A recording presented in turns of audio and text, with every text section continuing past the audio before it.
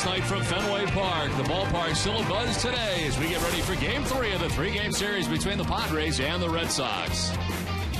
Hi again, everybody. I'm Don Orsillo, as always, joined by Jerry Remy. Welcome to Red Sox baseball. Last night, a fantastic win for the Red Sox. And again, it was Johnny Gomes coming up big. Well, John Farrell pulling all the right strings again last night, going to Johnny Gomes as a pinch hitter. And he saw a steady diet of breaking balls, sliders in that particular bat, and finally got one that stayed middle in.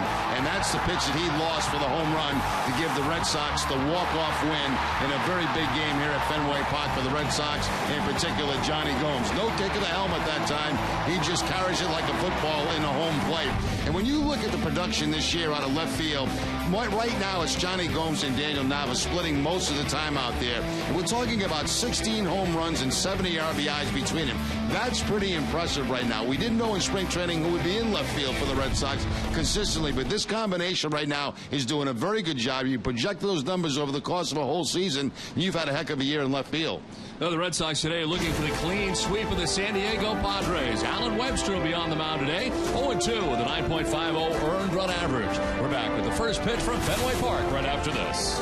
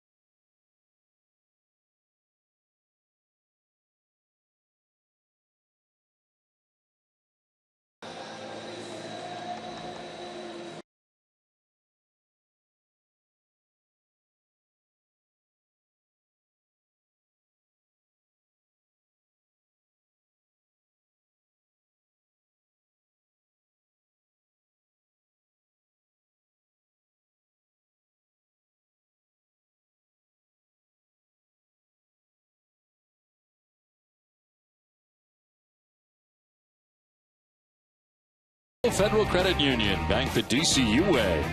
Salem 5 Bank and Pedroia's World. The New England Kia dealers. Dunkin' Donuts. Toyota's official site for deals by Toyota.com. And by Southwest Airlines. It is a warm, sunny day here at Fenway Park on this July the 4th as the Red Sox and Padres wrap up their three-game series. Let's check out the Padres lineup. Logan Forsythe leads it off again at second base. In the lineup for the first time of the series, Will Venable. He's in right field. He's got 10 home runs on the year. Carlos Quentin in left field with Chase Headley. At third base, Jesus Guzman is at first base with Mark Kotze. Former Red Sox outfitters at DH with Nick Hundley doing the catching. Alexei Emarista is in center field. He bats eighth. And Pedro Siriaco at shortstop bats ninth to round out the starting nine for the Padres. Now let's go down the pipe with FWF for the season numbers on Alan Webster as he gets his fifth start of the year. 0-2 with a 9.50 earned run average, 15 strikeouts to 8 walks, and opponents sitting at 342 so far against Webster. He's looking for his first major league win again here today as he takes on this Padres team, and the Red Sox try to make it a clean sweep of the Padres. Logan Forsythe stands in to lead it off, and the first pitch of the ball game is in there for strike one, and we are underway. Forsythe hitting at 247 on the year, 3 homers and 11 runs batted in.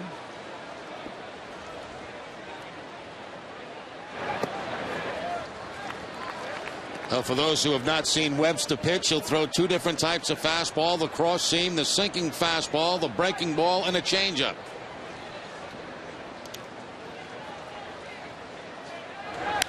This is line to center, right at Jacoby Ellsbury, who makes the catch out there in center field. The Red Sox defense is brought to you on NESN by Southwest Airlines. They're 9th in the American League with 45 errors on the season. Brandon Snyder at third base, Jose Iglesias the shortstop, Dustin Pedroia at second, and Mike Napoli the first baseman. Left to right, Johnny Gomes, Jacoby Ellsbury, and Shane Victorino, and Ryan Lavanway doing the catching for Webster. One down here in the top half of the first inning. Here's Will Venable back in the lineup today for the Padres. He'll take a pitch that rides up and away at 94 miles an hour. Did not play the last 3 games, battling a sore left hamstring, but in there today, and 221 average, 10 homers, 29 runs batted in. Aerial coverage of today's game is courtesy of Liberty Mutual Insurance.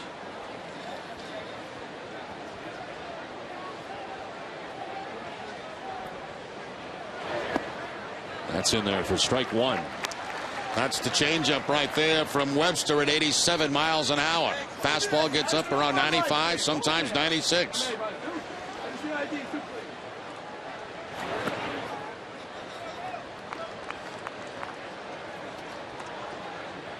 Well, Webster so far this season has faced Kansas City, a no decision, loss against Minnesota, loss at Detroit, and last time out a no decision against the Blue Jays.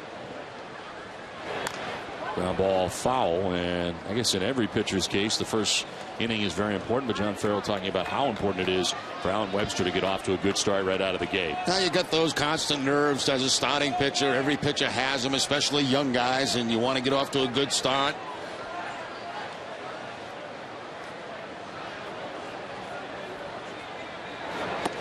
That's ball 4, and a one-out walk here to Venable. Send it down to Jamie Erdahl. Well, Don, back on Memorial Day, we featured Johnny Gomes' tattoo art, which is very patriotic. He really is proud to be an American, and that is why he joked with me earlier today saying it was the best way to kick off this 4th of July holiday by hitting that walk-off home run last night to win the 2-1 game over the Padres. And that is also why Johnny Gomes is our Geico quote of the game. Whether it's me or someone else, I'll tell you what, winning is fun, and stuff like that is contagious. You know, it seems like someone is picking up this team nightly. Well, he certainly picked it up last night, and what a ball game last night turned out to be for the Red Sox as they grab game 2 of the series. 3rd pinch hit home run for Johnny Gomes of the year.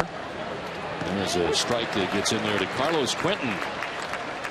Quentin back in left field again today, a 276 average with 9 homers and 25 runs batted in. Quentin 3 for 4 in last night's game, and 3 for 8 in the series. That's strike 2. Venable at first base also has some speed. He has 9 steals on the season. He's been caught 3 times. The Padres actually come into the game as the stolen base leaders in the National League.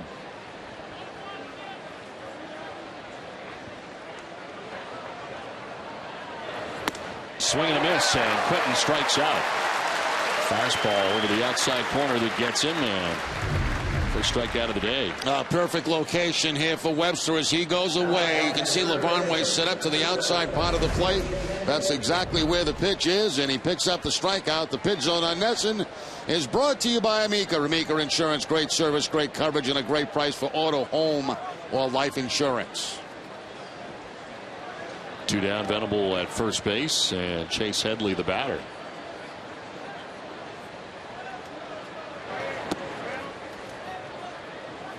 Now Headley 1 for 7 with a walk in the series against Boston. 219 average on the year with 6 homers and 25 runs batted in.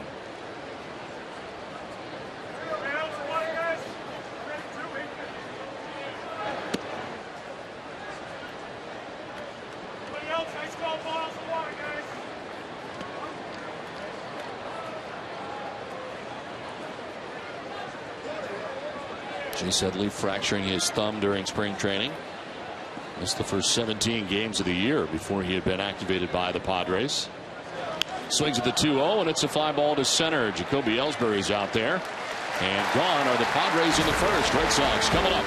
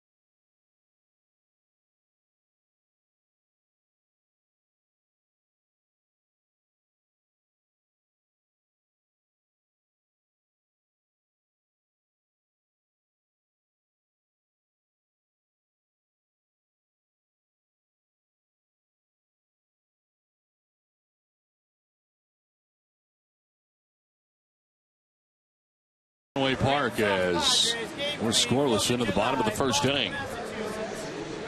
Now the Red Sox starting lineup is brought to you by New England Chevy dealers. Jacoby Ellsbury in center field.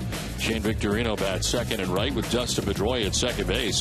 David Ortiz at DH in the cleanup spot with Mike Napoli at first base. Johnny Gomes in left field. Brandon Snyder at third base bats seventh. Brian Lavarnway does the catching today, batting eighth, and Jose Iglesias at shortstop for the Red Sox bats ninth. On the mound for the Padres, Eric Stoltz, his 18th start of the year, 6-6 with a 3.51 earned run average. He's logged 107 2/3 innings already this year, 69 Ks to 22 walks, and opponents hitting at 249 against Stoltz. Jacoby Ellsbury leads it off here in the home half of the first inning as he takes pitch outside for ball one. Ellsbury hitting under 300 at 298 with a home run, 29 runs batted in. Line into right field, a base hit for Ellsbury.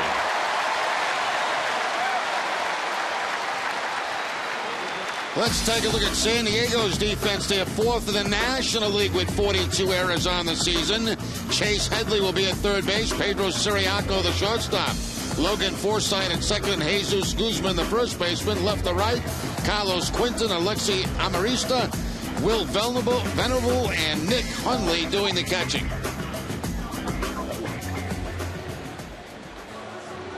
So Jacoby Ellsbury the leadoff single here in the bottom of the first inning, and it'll bring up Shane Victorino. 285, 3 homers, and 21 runs batted in for Victorino.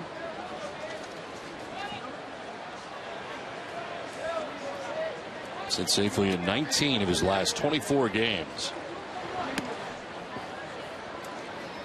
That base hit for Jacoby Ellsbury gives him a hitting streak now of 14 straight games. He lines one to right field for the base hit. 33 steals for Jacoby.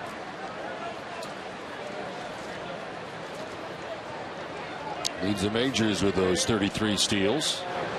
And it accounts for half of Boston's American League leading 66 stolen bases as a team. Second most of the majors, only behind the San Diego Padres team. They've got 71 as a club, and as Jerry mentioned, they lead the National League.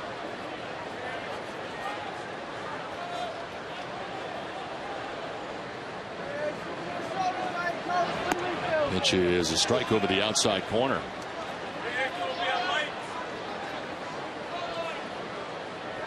Eric Stoltz getting the start for the Padres.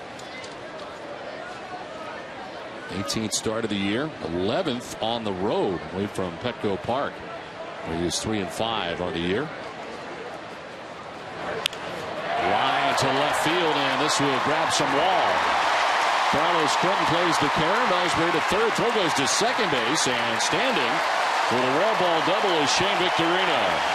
Now, Victorino's the only guy in the Red Sox lineup that has faced Stoltz before, and he gets a changeup at 76 miles an hour and rifles it off that left field wall. So the Red Sox off very quickly, second and third with nobody out.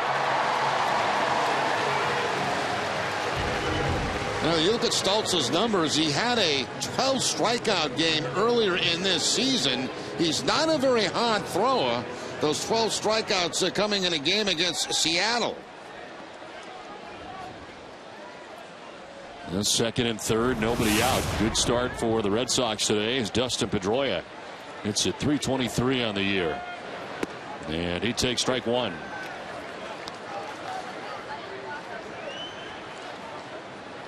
Pedroia in the series is 2 for 5.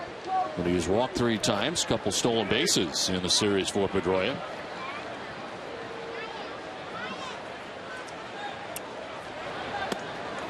And tight, and it's a ball and a strike.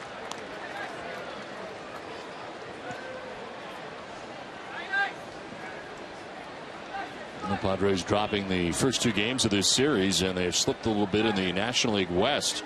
They're now 3.5 games back of the Diamondbacks, but that whole division is really bunched up. The Giants are in last place right now in the NL West, but they're only 4 games out. Just outside, kind of surrounded the plate that time. 1-1. That's that changeup again. The changeup at about 78 miles an hour, just missing the outside corner.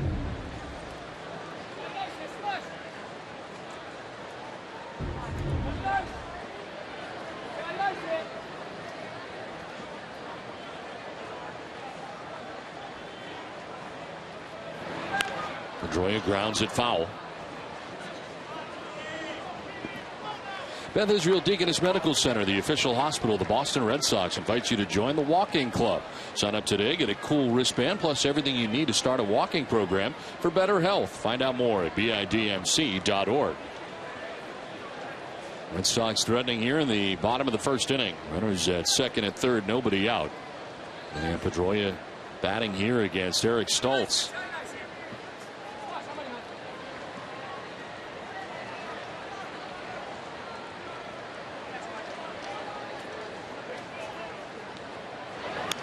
Fouls it straight back. Hangs it 2-2. Red Sox in first place in the American League East with a season high tying 3.5 game lead over the Baltimore Orioles. Last time the Red Sox held a larger division lead. You got to go back to 2009 and June 27th of 2009.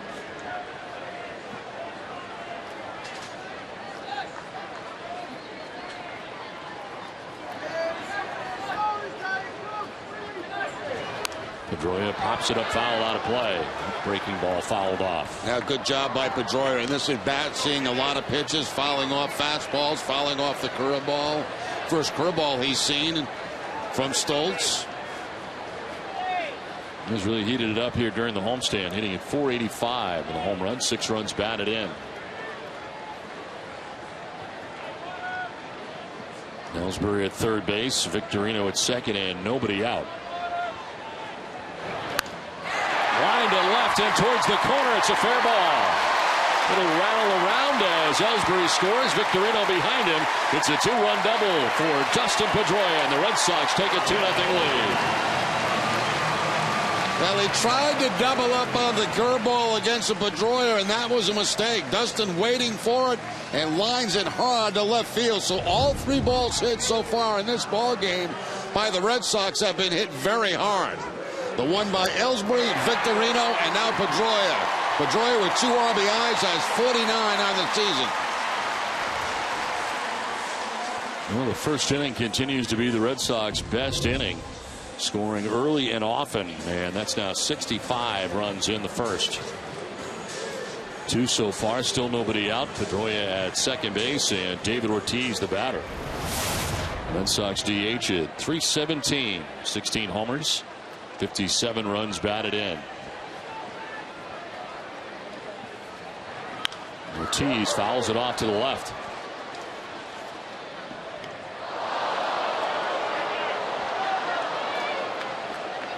They've been 2 for 6 in the series so far against San Diego. He has been intentionally walked twice. In fact, 8 total in the month of June.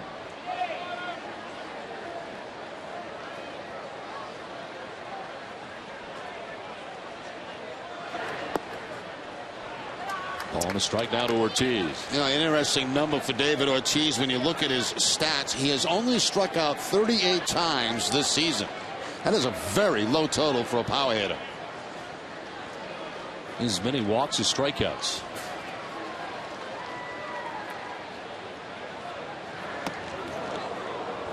Able to hold up there, and a pitch ended up and in. 2-1.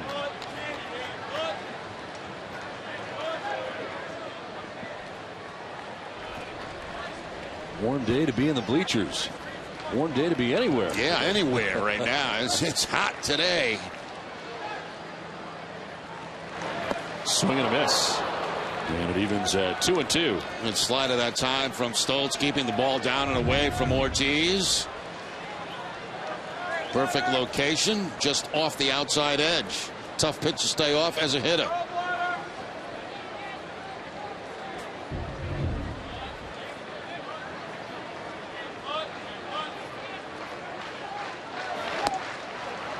Did he go? They will check. No, he did not. Says Doug Innings.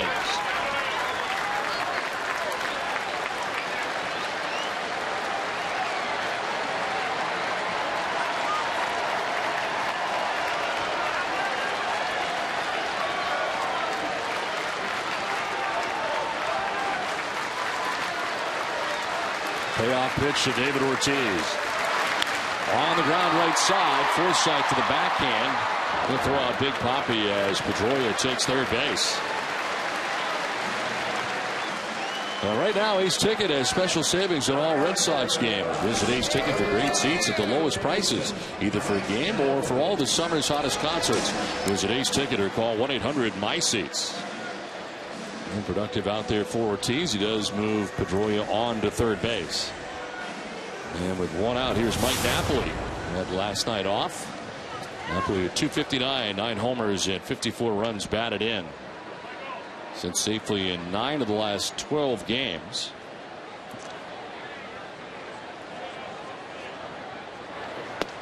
As he takes strike one. This early in the game, the infield back for the San Diego Padres, even though they're down by a couple of runs.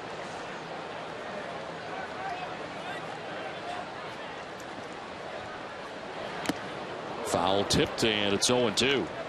Plus, when you think about Napoli as a hitter, you don't think very much of ground balls. A lot of times it's balls that are lifted in the air from Napoli.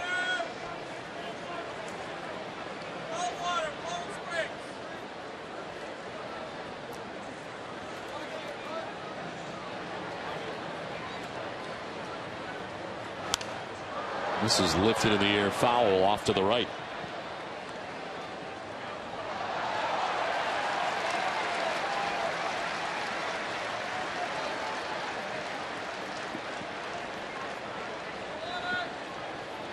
Boston has a season high 18 games over 500.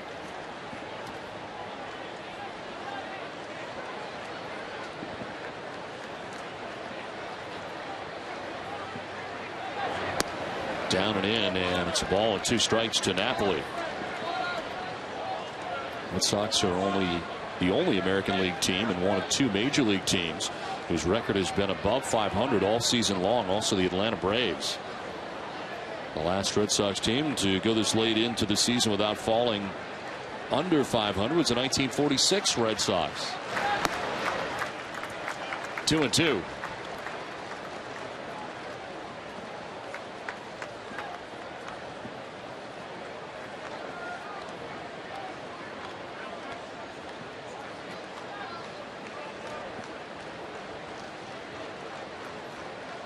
Going with a short lead off third base with 1 out in the inning. Napoli back to the mound, and they will turn this into 2 to end the inning. A double play that wraps up the first inning. It's 2-0 Red Sox at the end of 1.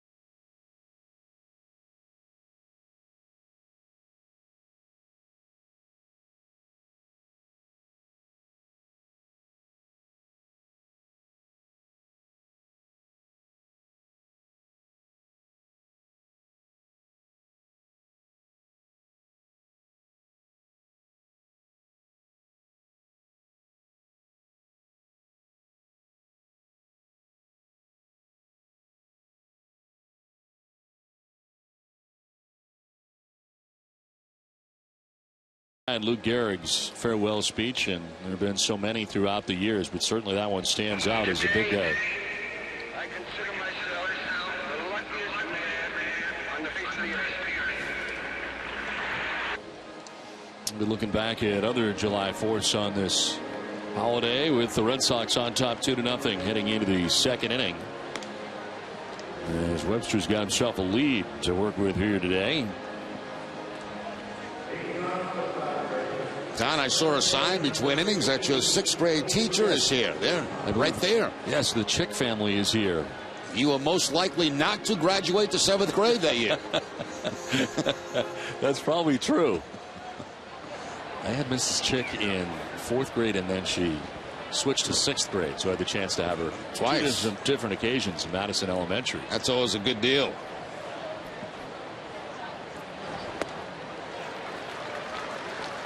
Jesus Guzman leading it off here for the Padres.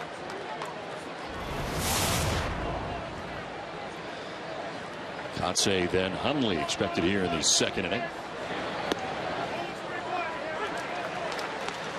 Good breaking ball one time from Webster, threw it directly at Guzman, and it picked up the inside corner.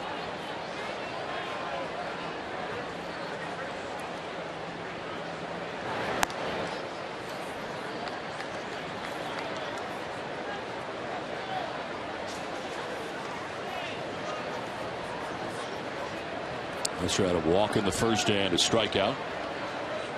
It is 1-2. He is lined to left, and that's in for a base hit. Jesus Guzman with the first hit of the day for the Padres. Well, next week is concert week here at Fenway Park on Tuesday, July 9th. Sir Paul McCartney returns to Fenway to sing all his classics, and on July 12th and 13th, Jason Aldean makes his Fenway debut. Additional premium seats are now available. Go to www.livenation.com now for tickets to these exciting shows. Great venue for concerts here at Fenway Park, and a chance to see some great shows here next week. Mark Kotsay returning to Fenway Park as he sends one foul off to the left out of play. When I find myself in times of trouble, Mother Mary comes to me, singing words of wisdom, let it be. I feel like Paul McCartney's already here. Yeah, he is. He's practicing. That was him.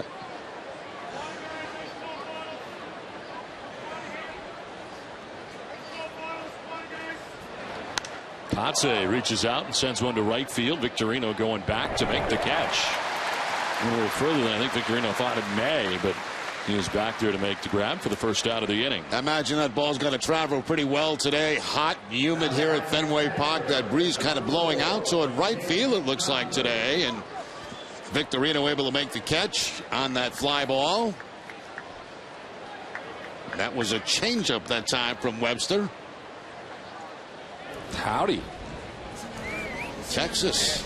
So they're used to this kind of heat, although it's a little drier in Texas.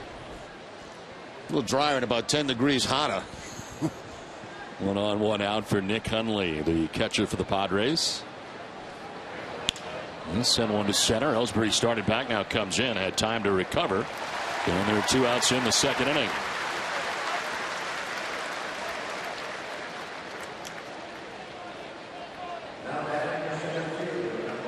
Alexei Amarista coming up here for San Diego. Amarista hitting at .241, 4 homers and 18 runs batted in. He is 1 for 6 in the series, and has started all 3 games of this series in center field for the Pods.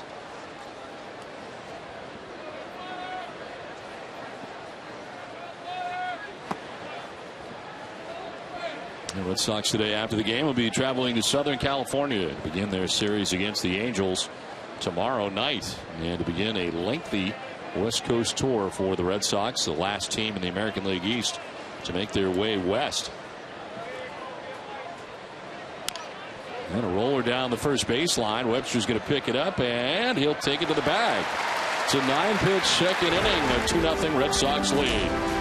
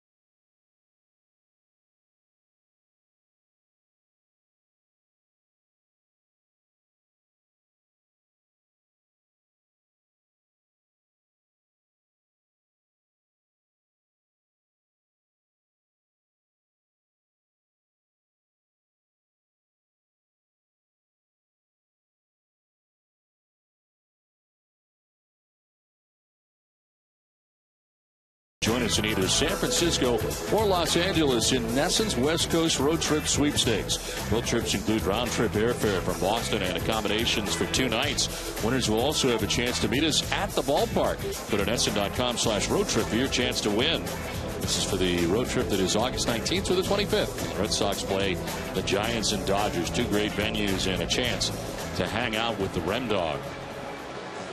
And we told you last night we shot a spot for that yesterday, and I'm anxious for that to come out. It's going to be excellent. It's going to be something. I can't really picture it in my mind because we did it a couple different ways. Yeah, it's the way they piece it together, right, and all the great work that goes on behind the camera that really makes it a special shot. Once they edited it, put together everything we did, it's going to be tough because we were what they call in the movie business out of sequence. Yeah, it's tough to get here at 5 a.m. in the morning to start that filming, and you just don't know how it's going to go. Sometimes do the last part first and the first part last. It's crazy. No, until we see the final product. So we look forward to that. We look forward to meeting the sweepstakes winners on the West Coast. Get a chance to travel around with Jerry Remy, and Jerry likes to go out on a lot of tours. So you'll have a chance to get on one of the tour bus or boats, depending upon where we are. Probably San Francisco. We'll probably be out at Alcatraz. It's going to be a lot of fun with Jerry.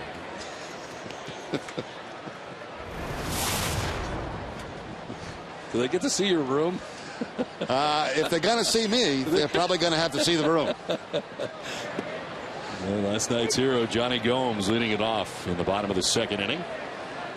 6-7 at 8 for the Red Sox here against Eric Stoltz, who gave up a pair of runs in the first inning. Of course, Light brings us today's cold hard facts. Johnny Gomes home run last night. Second walk-off homer in just 15 days, and his third pinch hit home run of the year. Sox fans have to go back to Bernie Carbo in 1977 for the last time a Red Sox player hit 3 pinch hit home runs in one season. 1-2 is fouled off again. Well, the entire team really has a flair for the dramatic at Fenway this year. 8 of the Red Sox 30 wins at home have come via the walk-off. 5-game hitting streak for Gomes coming into today's action.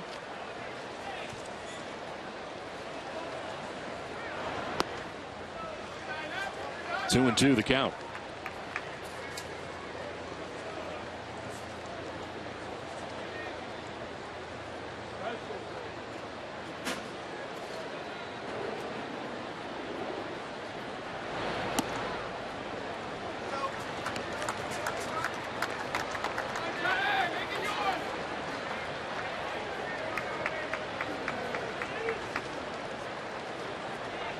Gomes now, Snyder next, with Lavarnway to follow. Red Sox batting here in the home half of the second inning. Gomes will pop it up left side of the infield. Headley coming from third onto the grass. First out of the second inning as we check back in with Jamie Erdahl. Well, Don, this Red Sox team has demonstrated amazing wherewithal and character throughout the first half of the season, and the numbers don't lie. Perhaps unexpectedly, the Sox are sitting at 18 games above 500 and have a 3.5-game lead in the AL East, which is why we wanted to ask you this afternoon's AT&T Twitter question. How important will carrying that character be in the second half of this year? Use the hashtag SoxCharacter, and we will display the best tweets later in the game. All right, Jamie, thank you very much. Jamie did a terrific job last night in the walk-off interview with Johnny Gomes to keep her composure. In case you missed it, maybe we have a clip of it, but she got a shower last night from Shane Victorino. I wouldn't hate it today either. It is hot down here. You guys, I'm jealous of up in the booth in the shade. Arguably in the league, if anybody else would agree with that. What is the mentality like? Oh, whoa.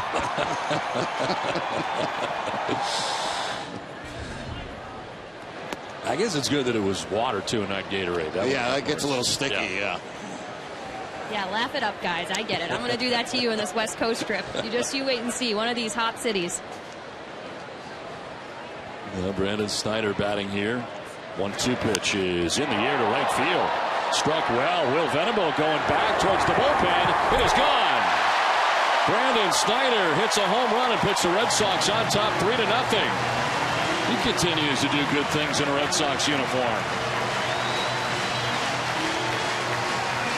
Well, he certainly does, Don. And, you know, this guy comes in, gets big hits for the Red Sox, showing opposite field power here. We mentioned the fact the breeze is blowing in that direction. It's very warm. That ball hit very high by Snyder and carries into the bullpen for the home run. His first in a Red Sox uniform, his 6th RBI.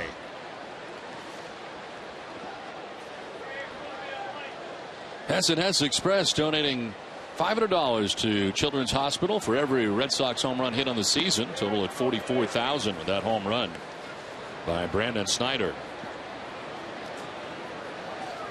Well, the 3rd home run for the Red Sox in the last 10 games. And in the previous 9, they're 7-2, have not needed the long ball. They've been getting it done other ways. A lot of doubles mixed in, it seems. And Ryan Lavarnway batting for the first time today.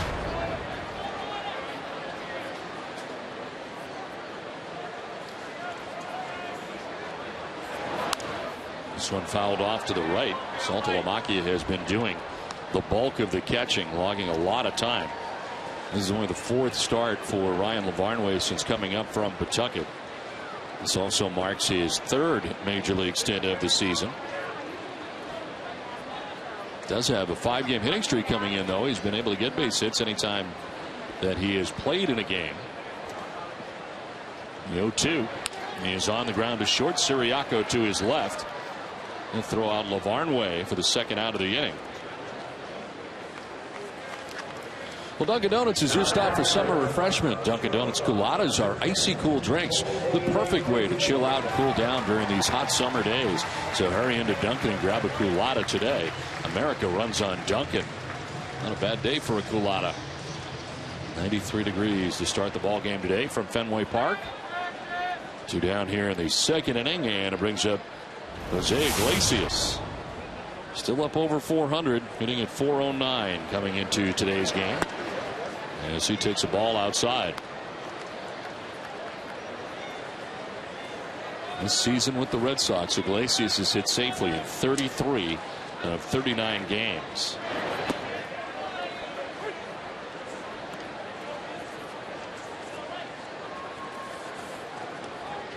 He's only behind Dustin Pedroia in infield hits. He has 17 infield hits, tied for 5th in the American League in that category.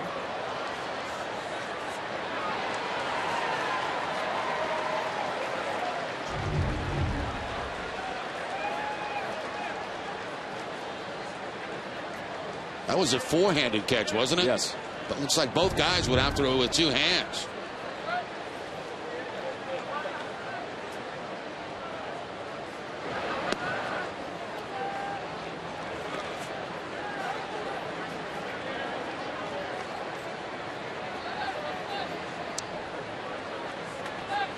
Jacoby Ellsbury on deck. 2 down here in the second. And a fly ball sent foul down the left field line. Off the facade and back down again.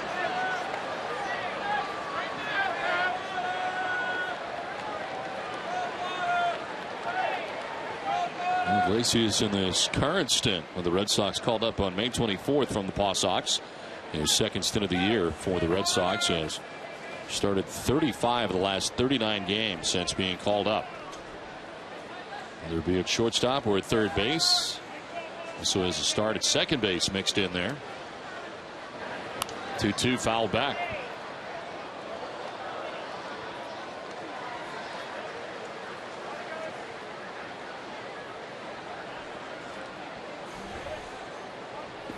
So the Red Sox headed to the West Coast after the game. The Padres are not headed back home yet. They go to Washington for a weekend series.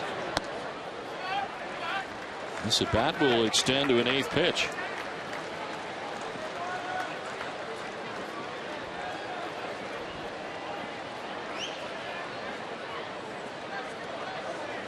Bud Black's Padres 3.5 games back of the Diamondbacks. This is to center. Amarista is there to make the catch. It ends the inning. Brandon Snyder homers for the Red Sox, who have a 3-0 lead.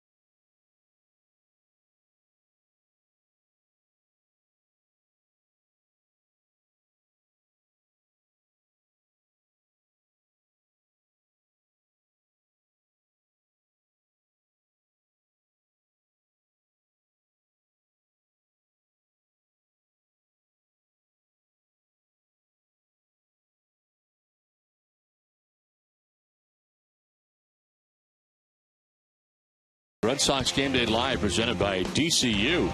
Message pregame coverage of the Sox begins an hour before every game. DCU, Digital Federal Credit Union, banking the DCU way. Top of the third inning, 3-0. Red Sox have the lead, and Alan Webster back on the mound with his 3-0 advantage working into the third inning. Pedro Siriaco leading it off for the Padres.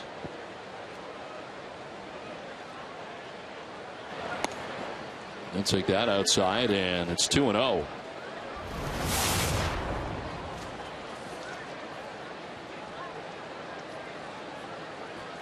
Siriaco 2 for 20 on this road trip for the Padres.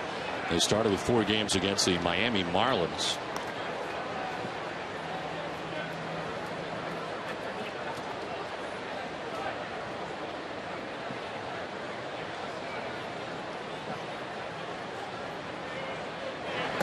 Pitch inside, and down to first base goes Siriaco. The second walk given up by Webster. That's tough to do right there. That's only the third time Siriaco's walked since he's been with the Padres. He doesn't walk a lot. We saw that from him. He swings that bat. USS Constitution. Out for a little ride today, huh? On the 4th of July? It is.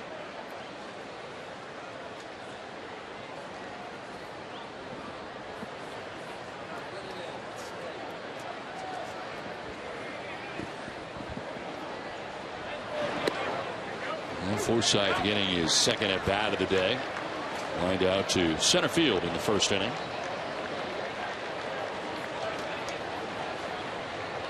So far, Webster has allowed 1 hit. Jesus Guzman with his single in the second inning.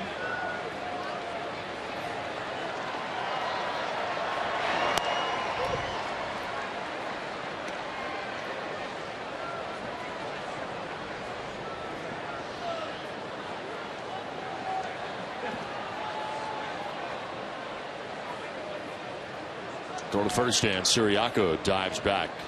Perfect 6 for 6 since joining the Padres is Siriaco in stolen bases. They see the numbers on the season, 8 for 9.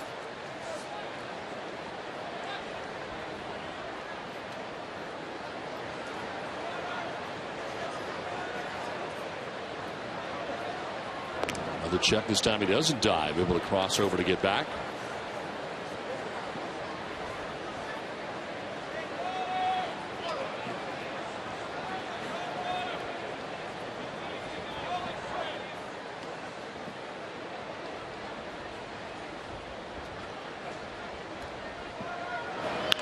On the ground, foul outside of third, and it is 1-2.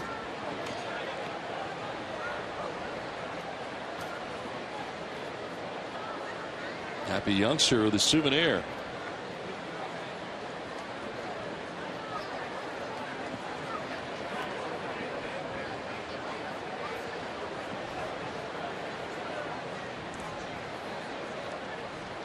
Runner goes, and this one fouled off to the right, out of play. And Siriaco trying it for the first time.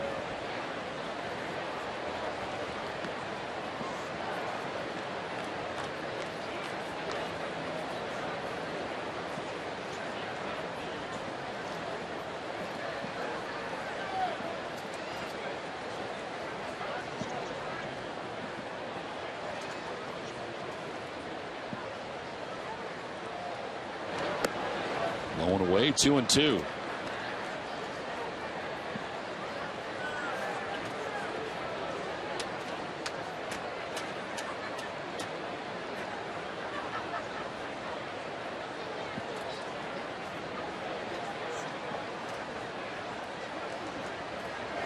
Forsythe gets hit on the leg as he heads down to first base. Couldn't get away. It chased him in, and Webster hits Forsythe with a pitch. That's the two-seam fastball that time from Webster, and it just continues to bury in on Forsythe and gets the short top. So not the good way to start the third inning. A walk going to hit batter with a 3-run lead. Dylan Varnway out to check on him here with 2 on, nobody out. Will Venable coming up here for the Padres. Venable walking in the first inning, one of 2 walks allowed by Alan Webster today.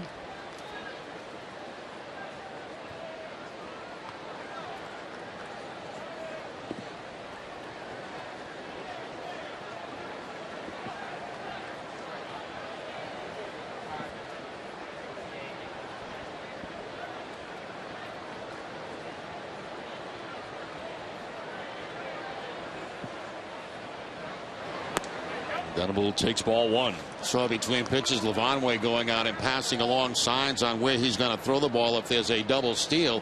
Those signs had to be changed prior to the series because of Siriaco. He's familiar with him as a former member of the Red Sox.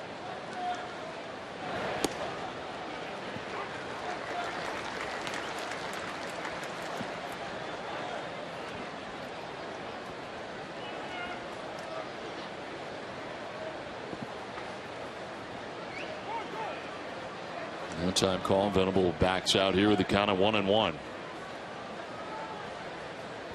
Outfield relatively deep here on Venable. He does have 10 home runs on the year, about straight away.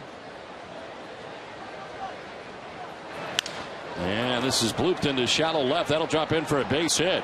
Siriaco stopped at third as Gomes will get it back in. Bases loaded with nobody out here for the Padres in the third inning. Now you mentioned Venable missing some time, but he is now 6 for his last 13 as he dropped the base hit in front of Johnny Gomes to load the bases. So the walk, the hit, bat, a base hit, bases loaded situation, nobody out. So bases loaded, nobody out, and Carlos Quentin about to stand in. He struck out swinging in the first inning. Only K so far today for Alan Webster. Big spot here for a good hitter in Carlos Quentin.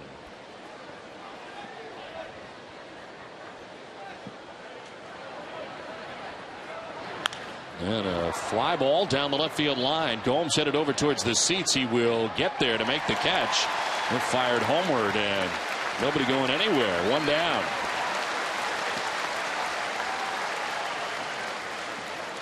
The Sox fans turned 2 of your own this season. Pair together 2 great Red Sox games at Fenway Park, including a Yankees game with a double play ticket package. Visit redsox.com/double play to create your package now. Quentin flying out to Gomes with the first out of the inning. Bases loaded. Yeah, a little over anxious, I thought, was Carlos Quentin in that at bat. First pitch breaking ball that he swings at, and the little lazy fly ball to left field. No runners can score. Here is Chase Headley, who flied out to center field in the first inning. Headley lifts the fly ball out to center again, and here is Ellsbury again to make the catch. Tagging up at third is Siriaco. He will score without a problem, and San Diego on the board for the first time today. Sac fly for Headley, who picks up his 26th RBI of the year. And it's now 3-1 Boston. Well, the way this inning started for Webster, if you can get out of this mess with just 1 run, that's pretty darn good. A bases loaded situation with nobody out. Now he's got 2 outs in the inning. Well, he gets the 2 outs on 2 pitches. Quentin and Headley both swinging at the first pitch with the bases loaded. Now, one thing we have noticed, this Padre team very, very aggressive at home plate. So 2 down in the inning. Here's Jesus Guzman. Guzman with a single to left field in the second inning. One of 2 hits allowed by Alan Webster so far in his 2 2/3 innings of work.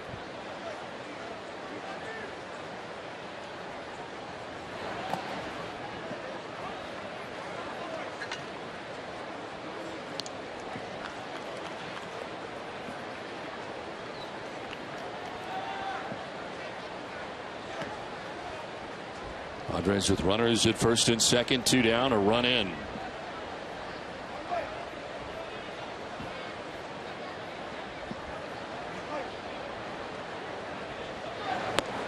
And a half-hearted swing by Guzman, but he goes around. Now he wanted something middle in. Instead he gets a fastball away, and that's the reason for the kind of half swing right there by Guzman.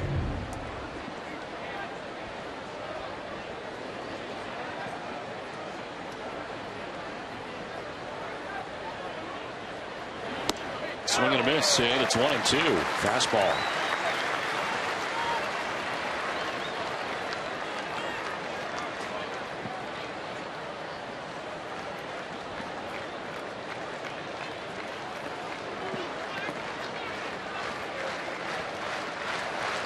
And ball, 2 strikes, 2 down here in the third inning.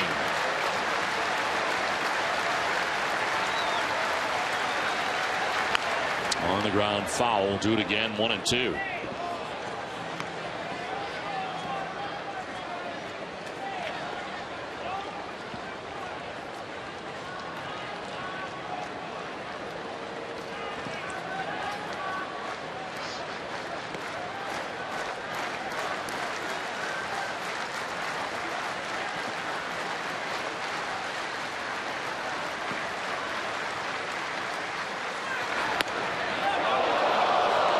steps towards the dugout for Alan Webster, but it's ball 2.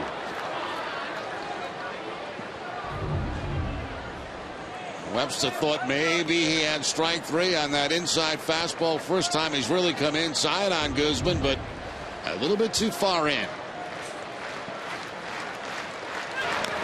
Guzman to foul off another. Second changeup he's fouled off.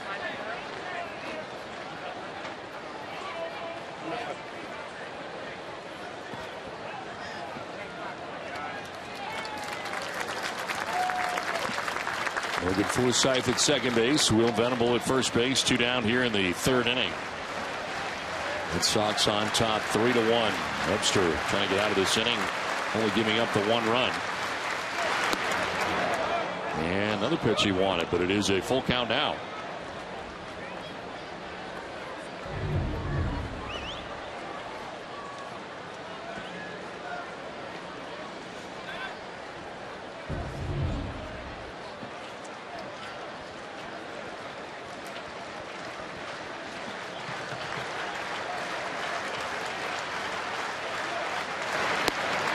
And that is ball 4. Ends up losing Guzman. Second walk of the inning.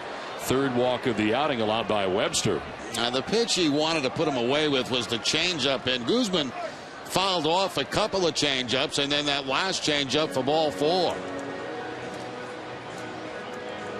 Juan Nieves out of the Red Sox dugout to try to get Webster back on the right track here in the 3rd and get that final out of the inning. Well, Bob's Discount Furniture is going to bat for the Jimmy Fund once again. Bob's will donate $1,000 to the Jimmy Fund Radio Telethon for every game saved this season. For quality, choice, and value, nobody beats Bob. Visit mybobs.com to learn more. Well, in the first 2 innings, Webster threw 24 pitches. His next pitch will be the 24th of this inning. He's walked a couple, hit a batter, given up a single and a run so far. And the Padres have the bases reloaded for Mark Kotsay. Take a pitch in the dirt for ball 1. And Kotsay flied out to right field his first time up. 3 grand slams for Kotsay in his career.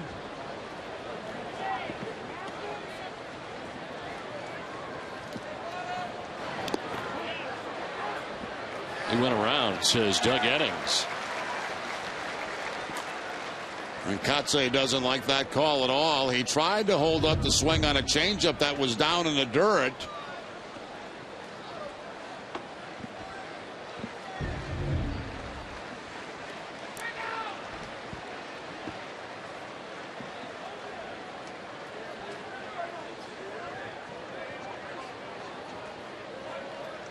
'50th pitch. And it's ground ball. Lots of spin on it, but from third, Snyder cuts it off. His throw is going to be just in time to end the inning. Well, the Padres get a run. It's 3-1 Red Sox.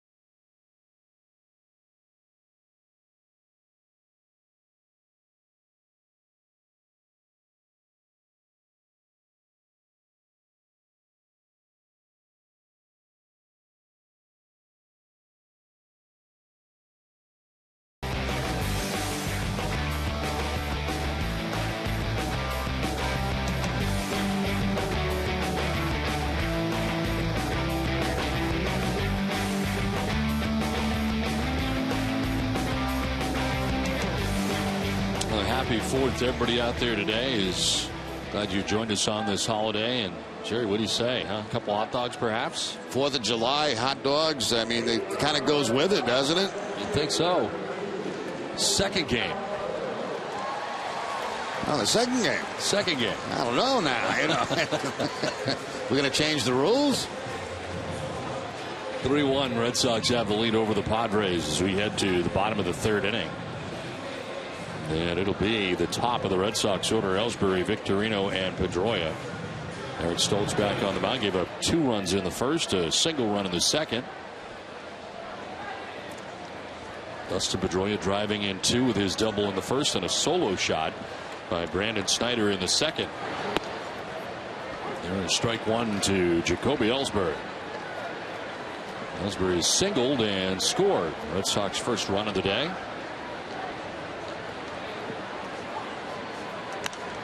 A pop-up foul backing out of play.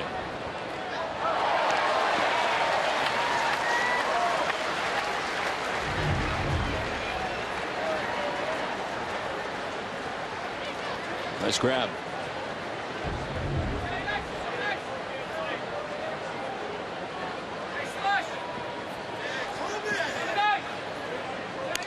Reaching out and grounding this to third base, trying to protect the plate. Headley throws out Ellsbury for the first out of the 3rd inning.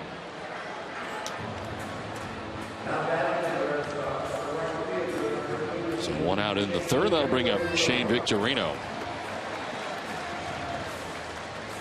Shane doubled in the 1st inning.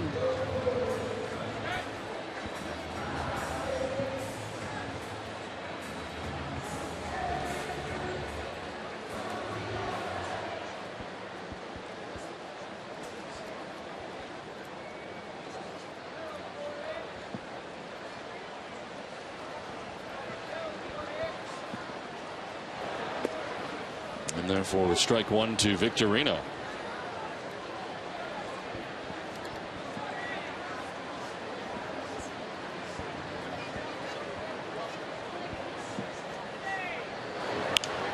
This is to left, and Shane Victorino is 2 for 2 today.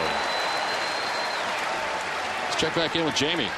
Well, Don, throughout the season, Shane Victorino has been seen using different colored gloves, and they're always in honor of the different holidays that we have celebrated. On Mother's Day, he wore a pink glove out in right field. On Father's Day, it was blue, and today he can be seen wearing a commemorative red glove out in right in celebration of 4th of July.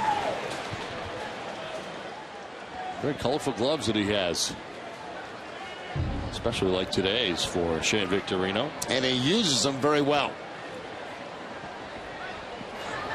He's been good at the plate today. 2 for 2. Double and a single at first base with 1 out. And Dustin Pedroia batting here for the Red Sox. Dustin driving in 2 with his double in the 1st inning.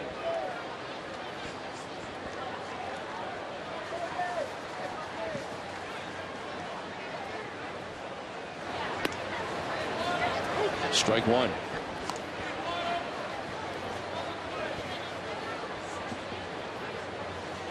Stoltz trying to kind of settle into this outing. As I mentioned, 2 runs in the first, a run in the second. Clean inning is not going to happen here for him. A 1-out single for Shane Victorino. It's up to 55 pitches. Up and away, ball 2, 2-1.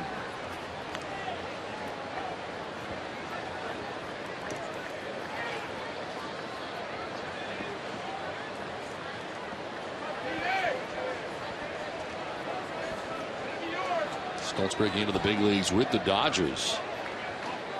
Here in Colorado, part of the year last year with the Chicago White Sox and Padres. His first full season with the Padres was 8-3 last year with San Diego. And in 14 starts. 2-1 fouled off to the right, 2-2. Well, All-Star voting is coming to a close. Whether you are on the tee at home or at your desk, less than 5 minutes a day is all it takes.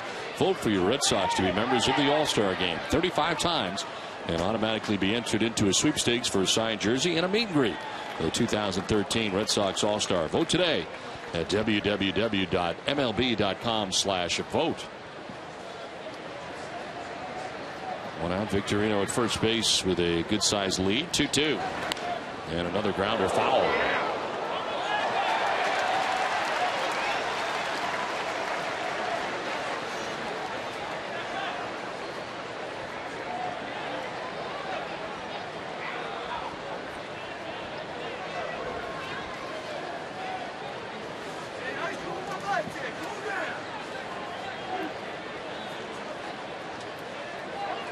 Ellsbury grounded out to begin the inning. Victorino with a single.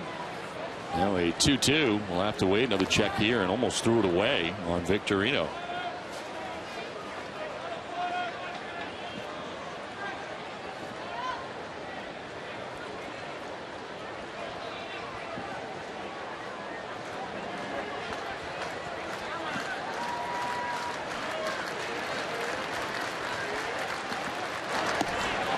Outside.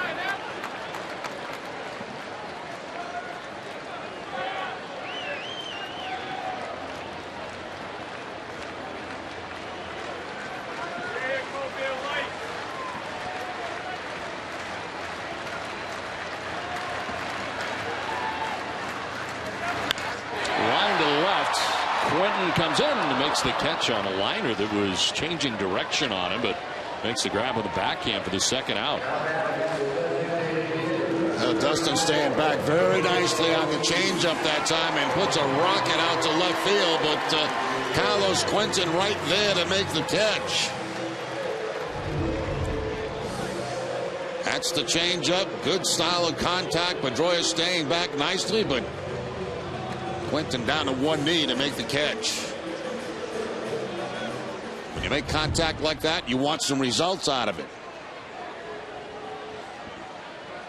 2 down, Victorino at first base, and here's David Ortiz, who lines one to right. Venable will back up and make the catch.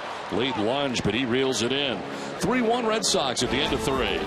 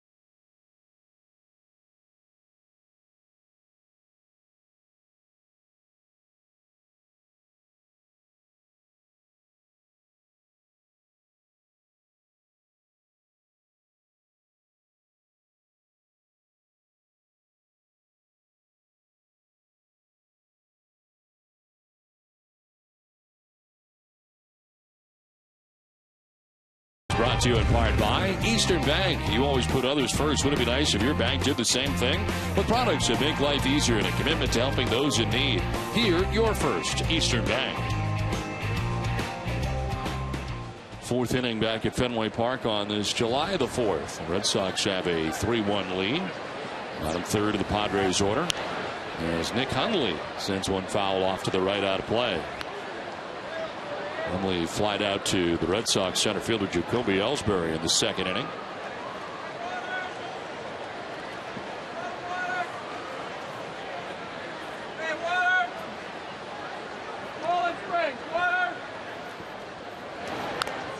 Grounder Another foul, and it's 0-2.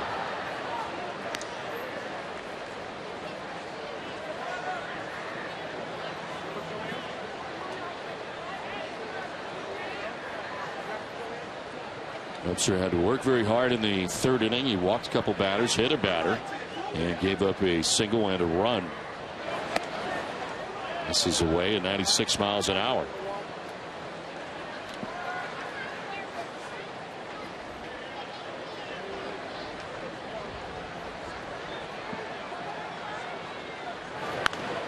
Grounded foul.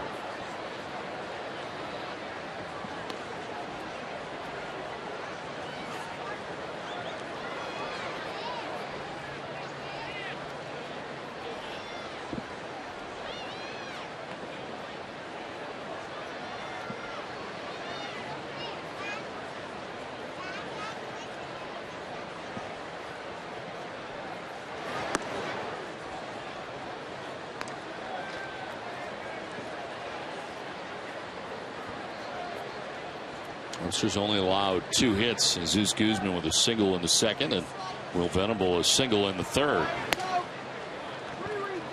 They've been ahead 0-2, but it is a full count now.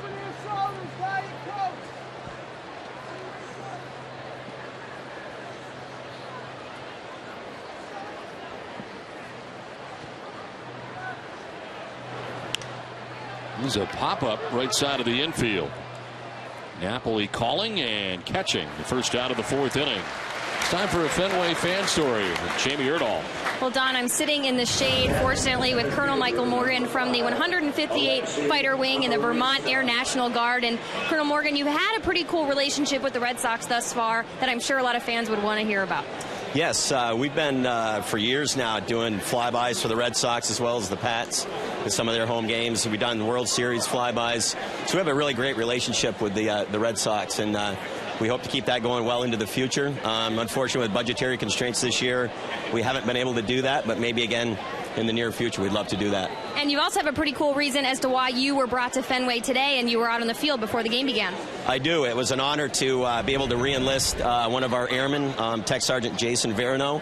Also present was his wife, Tech Sergeant Rachel Verino, who's in the unit, and his family. And that's just a really cool thing to be able to bring them down by the first baseline and do that re-enlistment. It was a dream of his. We set it up with the Red Sox ambassadors. They were phenomenal. Did a great job, and we appreciate it. And you also brought your family to the game today. You want to tell us who you have with you? I will. To my immediate left is my cousin Troy Turner. To my right is Wendy Humphreys. To my far right's my daughter Leah Morgan, and her boyfriend to her left, James Cinco. And we brought you guys hot dogs from Jerry Remy, and we were going to start eating them because we were hanging up here for a while. We got a little hungry, but Colonel, we appreciate your time and, of course, your availability to throw out the first pitch today. We always appreciate it, especially on 4th of July. It was an honor. Thank you. And you were surprised at how tall Jared Saltalamacchia was, you were telling me. He's one big guy. I would not want to run into him at home plate. It would have hurt. Well, thank you for your time. If you have a unique story that brings you to Fenway, visit NESN.com/stories, and you can be interviewed hopefully at a future home game. All right, Jamie charging from short is Iglesias for the out that ends the inning. A 1-2-3 4th inning for Webster. 3-1 Sox lead.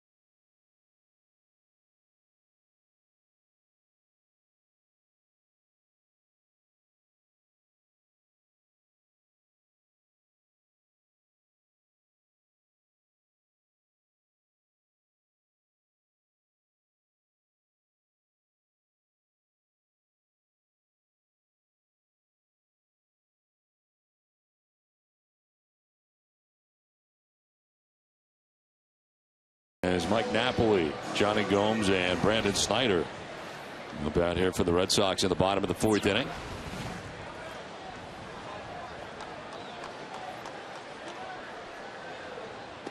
Napoli takes strike one. He lined into a double play that concluded the first inning back in the first.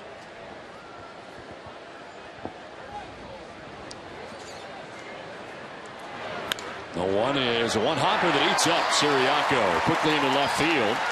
And Napoli with a base hit was hit sharply. And by Siriaco at shortstop. He's on to begin things here in the 4th inning. That's one of those top spin ground balls where as an infielder you know this thing has a chance to just eat you up. So you just put that glove out there and hope that it ends up in the glove. That time it bounced over the glove and Napoli picks up the base hit. Those are the worst kind of ground balls, those top spin ground balls. You just can't predict what they're going to do. Well, Napoli with the leadoff hit here to begin things in the bottom of the 4th inning. There's Johnny Gomes, who popped out to the third baseman Chase Headley in the 2nd inning, getting his second look at Eric Stoltz.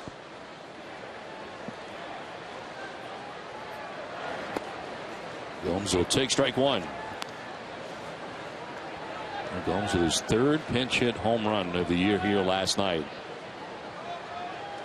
I would think it'd be very difficult to be a pinch hitter on a regular basis. Guys who do it well. Yeah, it's something I didn't have to do much throughout my career, and when I did, it was not an easy thing to do. I mean, you're really not in the flow of the game. You know, now you can go and take some swings in the batters batting cages they have near the dugouts. You get the information you can about the possible pitches you might see, who might be coming into the ball game, but it's a very, very difficult job. And Gomes was masterful last night at laying off breaking balls that were away from him. Finally got one that was inside, nothing but sliders, and took it for the home run.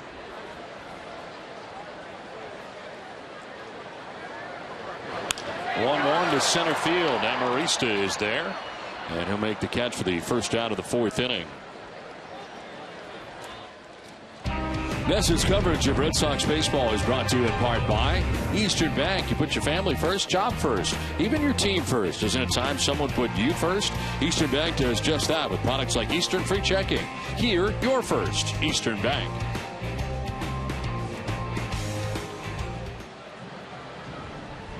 On this Independence Day here at Fenway Park. They're all dressed for the occasion. Yes. We did not, for whatever reason. Yeah, maybe it's maybe the flight gutters. I don't know. Well, here's the thing. I don't know about you, but because I have issues, I packed on like Monday. Right. So I have all the suit combinations figured out for the next 10 days because we leave for the West Coast today. Right. But what I wasn't thinking was that the getaway day was going to be July 4th. So I wasn't ready for this. I mean, what do you have? I mean, do you have a red, white, and blue sport coat? Yeah. Well, I have my powder blue I could have thrown out on this holiday. I probably could have, yeah. With a red tie. I definitely have a red tie. I could have done it. But I didn't. Instead, I went with I'm all patriotic in brown today. Yeah. I don't know. Now, when did you pack? I mean, when did that take place? Yesterday. Ah. Yesterday, with final touches this morning. So you're like a normal person then?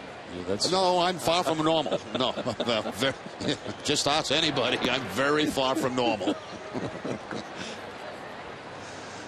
Hey, you know what's great to see is Dick Enberg, who is here doing games for the San Diego Padres. We go back a long way. He was the play-by-play guy, along with Don Drysdale was the color guy when I first came up with the Angels. Of course, Dick Enberg's had a great career as a sportscaster. He's done everything. Oh, he has done absolutely everything. He's just a terrific guy. And I was laughing because when I was with the Angels, and he took me out to dinner one night. And we went to this very nice restaurant, and we went to the bar area after the meal, and we ran into a very famous sports personality announcer who I will not mention his name. But I was thrilled to meet him. And he was so drunk that he could not even, I mean, he had no clue who anybody was. So Dick introduced me to him, and he kept calling me Willie Randolph all night. That's unbelievable. Yeah, all night. I was Willie Randolph. So finally, I went along with it. Yes, I'm Willie Randolph. I play second base for the Yankees. And wow. Yeah. He must have been absolutely smoked. I'm telling you, Bolano. And I was like all excited to meet him. You know, it was a great thrill, but that thrill kind of went away, quickly. Yeah. Well, at least he had. I mean, you are both second basemen. I mean, that could be confusing. That's the thing that we had in common. We were second basemen, and that was about it. Oh. But Dick Enberg's one of the great guys of all time, and does about 135 games for the Padres. This announcer was a national announcer. Oh yeah, big time. I mean, he was really big. I mean, he was big. This is lined into center field. A base hit for LaVarnway. Napoli will take second base and stop there. Red Sox have something going here with 2 down. 6-game hitting streak now for LaVarnway. We'll stay with us after the game for WB Mason Extra Innings Live. TC and Hall of Famer Jim Rice will break down the highlights while Jamie will take us into the clubhouse for player reaction. WB Mason Extra Innings Live. You can't go wrong when you buy right. WB Mason. So 2 on and 2 outs here for the Red Sox in the 4th inning.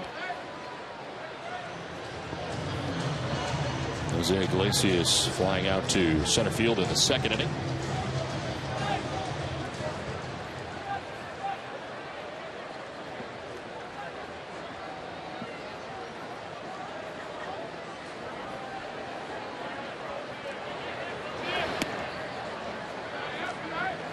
Today's aerial coverage is provided by Liberty Mutual Insurance, proud sponsor of the Boston Pops Fireworks Spectacular.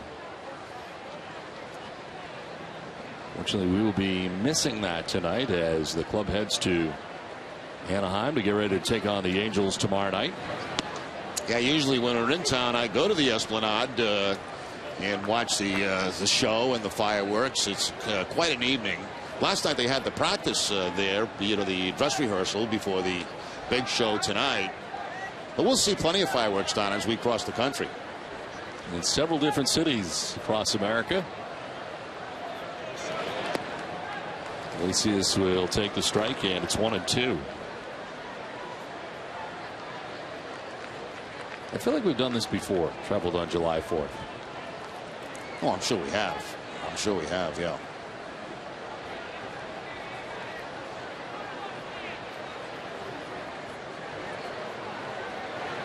1-2 pitch down the right field line. This is going to be a fair ball. Jumps up into the seats. No, it's going to bang down the line to the corner. He's going to have a chance to go all the way around. Throw coming back in. Iglesias will pull it up with a triple as the Red Sox score 2 runs and take a 5-1 lead. Well, the first question was it going to be foul? And it was not. A fair ball stays in the yard down the right field line. And as Iglesias ends up at third base, the Red Sox out on 2 more and take a 5-1 lead. As soon as I saw that ball get by Venable, I'm thinking inside the park home run. The ball bounces up, actually hits the foul pole, and stays in play.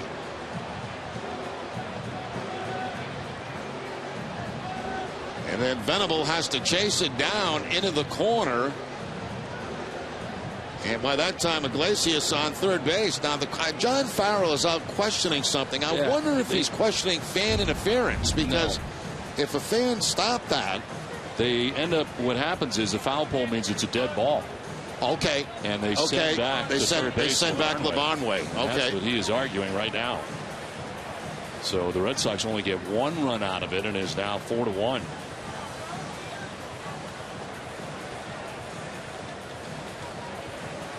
Angel Hernandez on the call.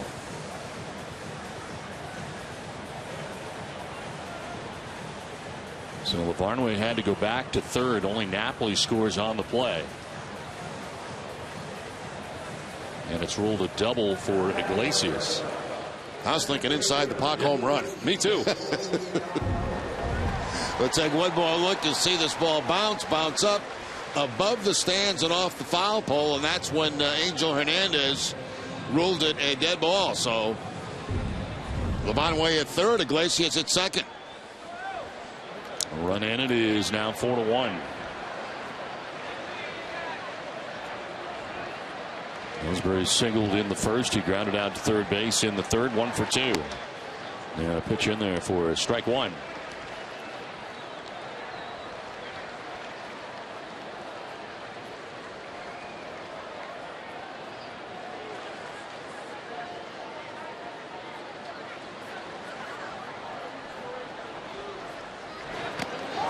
And that hits Salisbury, and he'll head down to first base.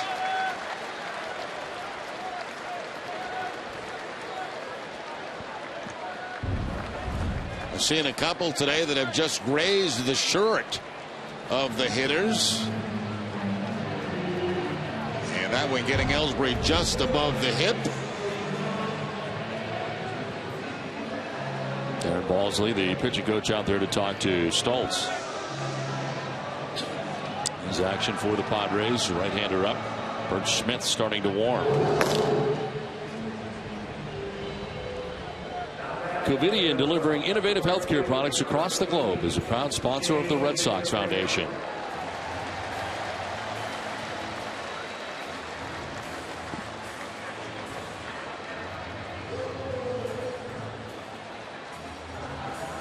So bases loaded here, filled with Red Sox with 2 down in the inning.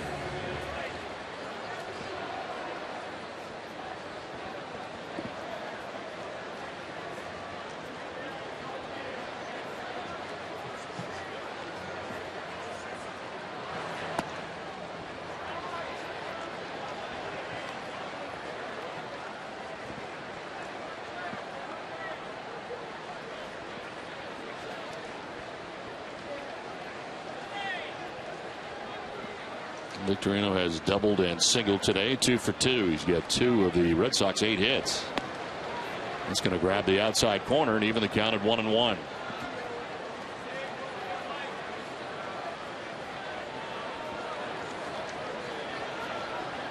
Victorino this season with the bases loaded, 2 for 4. 317 in his career.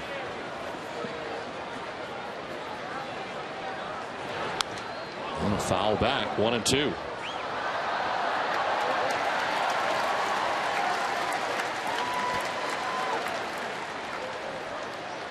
We were talking about Willie Randolph earlier, and today, back in 1983, of course, so you're part of a no-hitter on the other side. Dave Righetti throwing a no-hitter. Dave Righetti at Yankee Stadium on a day about as warm as this, but much more humid.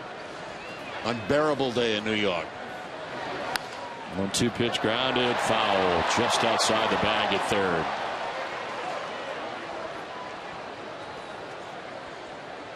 And I believe, if not mistaken, that was the final game before the All-Star break. It seems like the All-Star break used to be earlier than it is currently. Yeah, I think it was. I think it was a little bit earlier. Closer to the real halfway point of the year. Where, of course, today Red Sox playing their 88th game of the season and still have this long trip to go before the All-Star break starts. 1-2 pitch is in the air down the right field line. Venable headed over to the dirt to make the catch.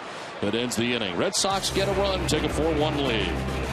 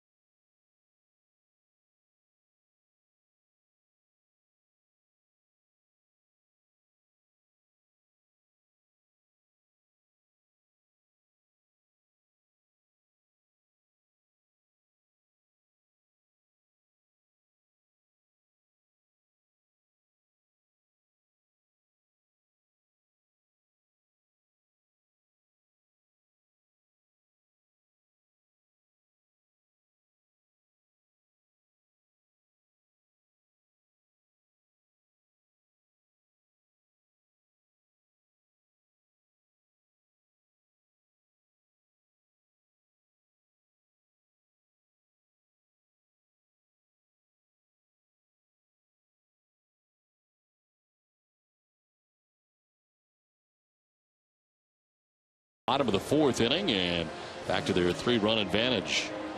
Back here at Fenway Park, Red Sox and Padres in Game 3 of the series.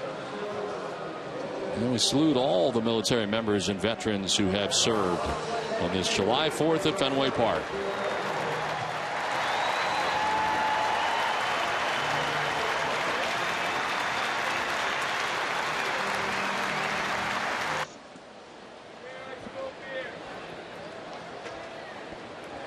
Logan Forsythe leading it off here for the Padres, and a pitch up and in for ball 1.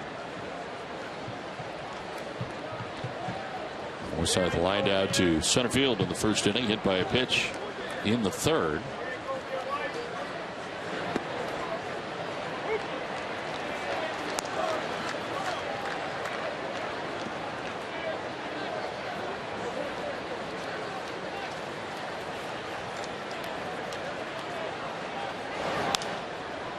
Fouled off to the right, 1-2. Back-to-back changeups from Webster. It's a pitch he really hasn't got going quite yet for him in this game, and if he does, it's certainly going to help him because he's got a very good one.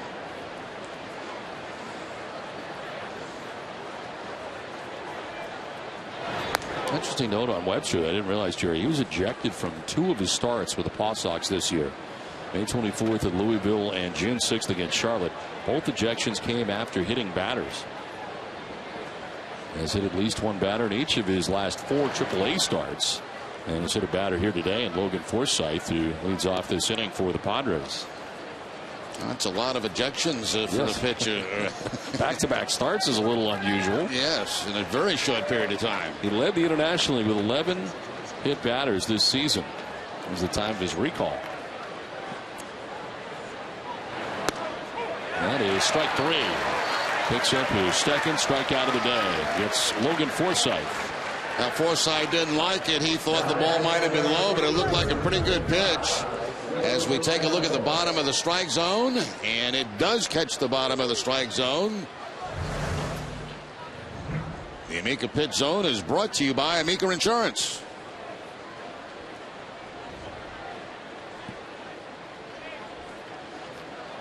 And 1 down here in the 5th, 5 in a row. Tied by Webster, and this will bounce in for ball 1. Will Venable returning to the Padres lineup and nursing a sore hamstring, but okay to go today. Walked in the first, single to left in the 3rd inning. Well, liner to right field. This will get down all the way back to the corner. Victorino playing it off the short wall, and into second base goes Venable. 3rd time he's been on base today.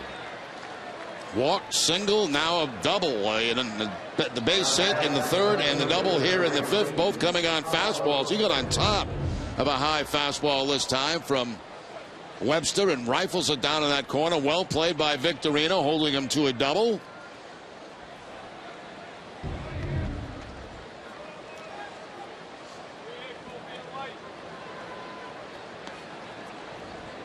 One out, Venable at second base, and Carlos Quinton the batter.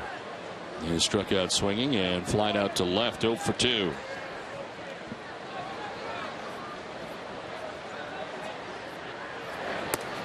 And a pitch inside for ball 1. Quinton's a guy who gets hit a lot. Stands very close to the plate.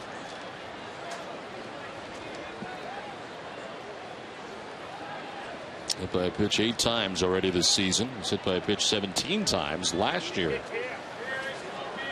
And a pitch missing to Quinton has Lavarnway headed back out again.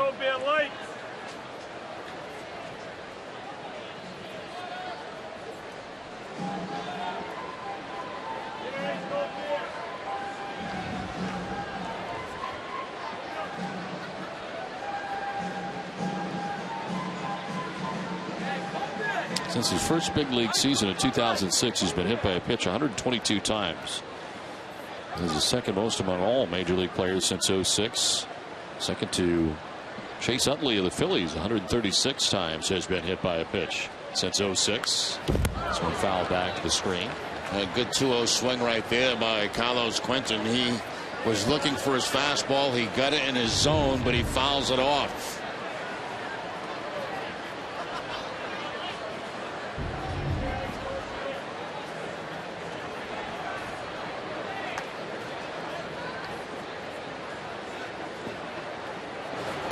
swing and a miss, and it's 2-2 on the breaking ball from Webster. It's the changeup down we were talking about right there that stays on the inside part of the plate. Ideally, you'd like it away from the right-hander, but it was off speed enough to fool Quentin.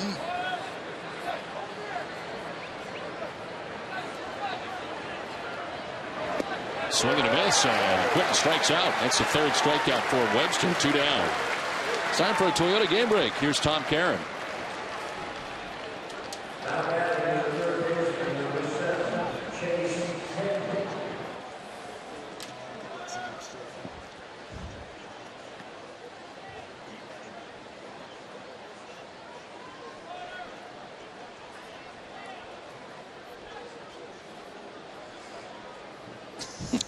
Joey Chores Chestnut. That really is amazing. I mean, to be able to do that, that's an impressive feat. As a guy who eats a lot of hot dogs, I think it's gross. It's pretty disgusting.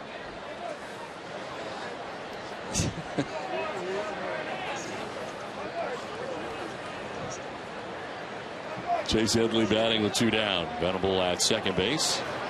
How many did he say? 69? 69. 69 dogs. I bet you could beat him. No way. Huh? No way. Maybe pizza, but not hot dog. I'll sponsor you next year.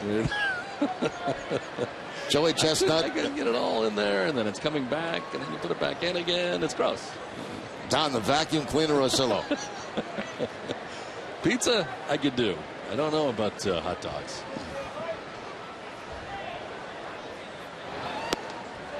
Which is going to miss for ball 3. I think Joey Chestnut's his real name. Probably not. No. Stage name. Can you imagine if I strolled in?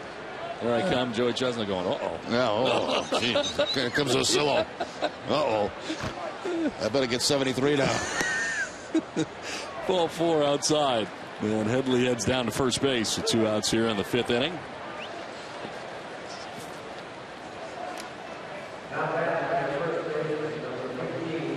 And the 4th walk given up by Webster of his outing. 2 on, 2 down. John Farrell looks on.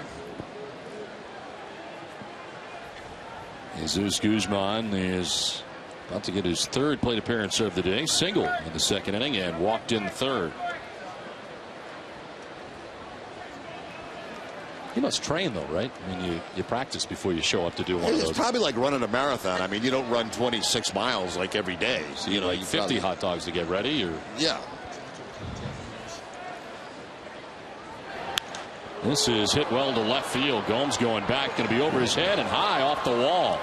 Around from second base comes Venable. Headley goes to 3rd on a long single for Guzman, and the Padres get their 2nd run of the day. It's now 4-2. Guzman's had a good series here against the Red Sox. He swings the bat with some authority. He didn't miss a home run here by very much at all. Right at the top of that left field wall. And picks up his 15th RBI of the season. A little surprised he did not go to second base, but the ball was hit so hard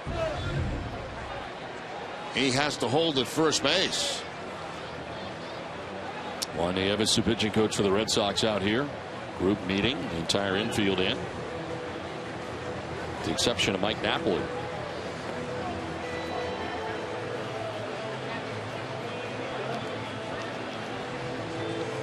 Well, take your gas savings deep. Sign up for the Cumberland Farms Smart Paycheck link and save 10 cents on every gallon every day. No gimmicks, no catches, just savings.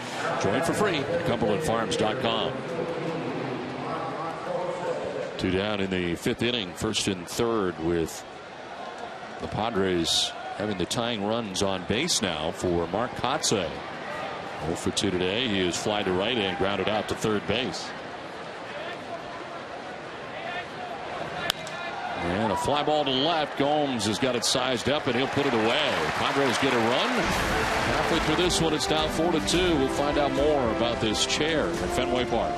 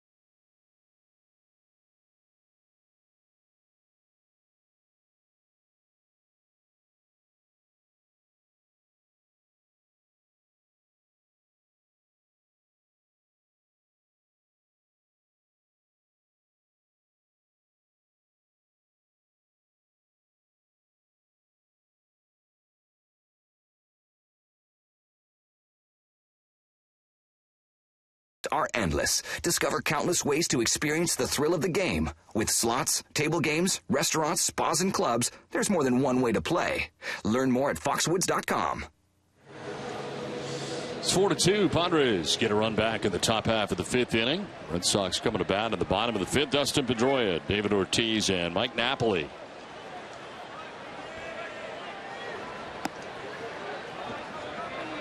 Stoltz back on the mound here again for the Padres, working into the 5th inning. This pitch 85 of his outing. Pedroia 1 for 2 against him today with a 2-run double back in the 1st inning.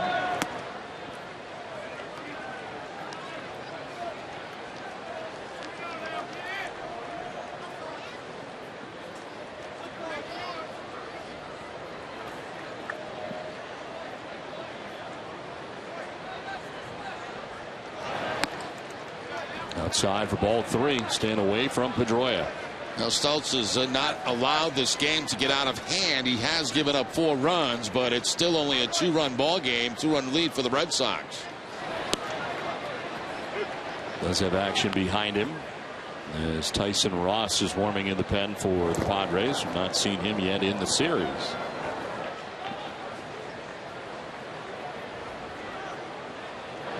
Pedroia swings at a 3-1 and grounds it to the left side into left field. A base hit. Dustin's 2 for 3 on the day.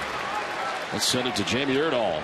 Before today's game, the Red Sox held a special ceremony to unveil a very meaningful memorial, and that's the black seat at Fenway Park. It's located just to the left of the left field foul ball pole in the upper deck. Since World War I, more than 92,000 American soldiers are unaccounted for. The unoccupied black seat has a POW MIA placard next to it that reads, "You are not forgotten." Massachusetts is now the first state where all major league sporting venues has a dedicated POW MIA seat. Well, nice touch by the Red Sox. We also have one at JetBlue Park in Fort Myers as well. As Pedroia is at first, and the pitch to Ortiz is a strike over the outside corner. David didn't think so. It's an amazing number, isn't it? 92,000. Yeah.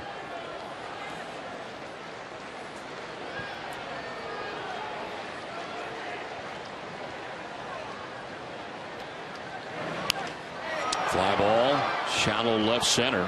Amarista and Quentin Amarista takes charge and makes the catch. That ball was sinking fast, but he makes the grab on Ortiz. David 0 for 3 today. 1 down here in the 5th. They had such a long way to go to that. David actually got jammed a little bit. Of course, they're playing him very deep, and Amarista had to really come in a long way, fight the sun, and make the catch.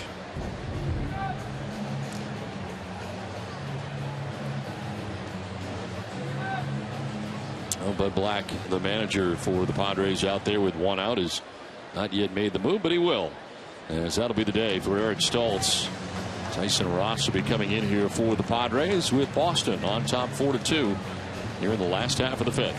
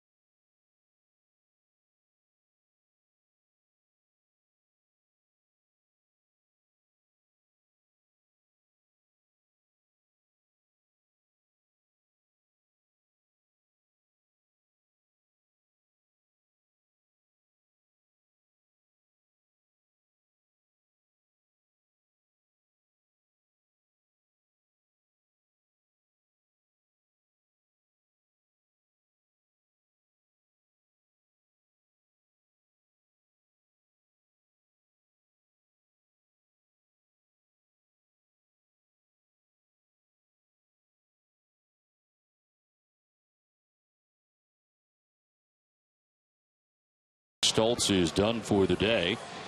And his pitching line is not complete yet. Still responsible for Pedroia at first base as your Eastern Mass Lexus dealers bring you the pitching line so far for Eric Stoltz. 4 1/3, 9 hits, 4 runs. And walked anybody, or as he struck anybody out. And a total of 91 pitches today before he departs. The end of the game is Tyson Ross, his 21st appearance of the year, 0-4 with a 3.24 earned run average, 41 2/3 innings, 32 strikeouts to 20 walks. And opponents hitting at .231 against Ross. First appearance of the series. Comes in with Dustin Pedroia at first base. And 1 out here in the bottom of the 5th inning. Mike Napoli, the batter. Lined into a double play in the first inning. And then singled in the 4th and came around to score the Red Sox 4th run. There goes Pedroia on the first pitch. And the throw down to second base is in time. Pedroia gunned down, almost looked like a pitch out because the pitch was high. And Hundley gets it down there in a hurry to get Pedroia. It really did have the same effect, didn't it, as a pitch out? And it looked like Dustin started to slide a little early, and it slowed up as he went to the second base bag. You see where he starts that slide, and by the time he gets there, they get that tag on him. Pedroia thought he had the bag, but looked like he was out from that angle. So 2 down here in the 5th inning. Base is now empty. And Napoli with a swing and a miss and a 96-mile-an-hour fastball. A very sneaky 96 right there.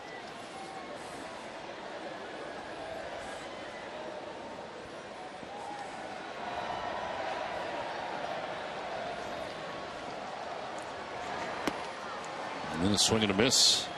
Now Tyson Ross had a tough weekend. His last outing that he pitched was last Sunday against the Marlins as part of this road trip, as he gave up a walk-off grand slam to Jeff Mathis on Sunday against Miami as he took the loss in that game.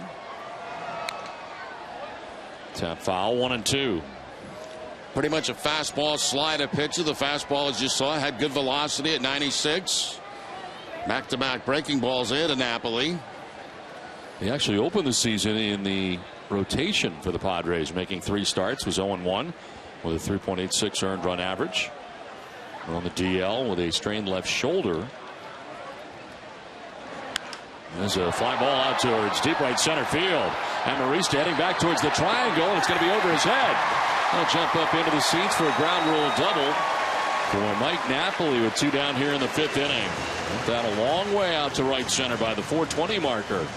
Now, much has been made about the lack of extra base hits by Mike Napoli. There's one right there with 2 outs. A high fly ball that carries well toward that 420 and bounces up into the stands for the ground rule double. I think Napoli made contact. We thought maybe he had a chance to get out of here, but because that's the wrong part of the ballpark, 420.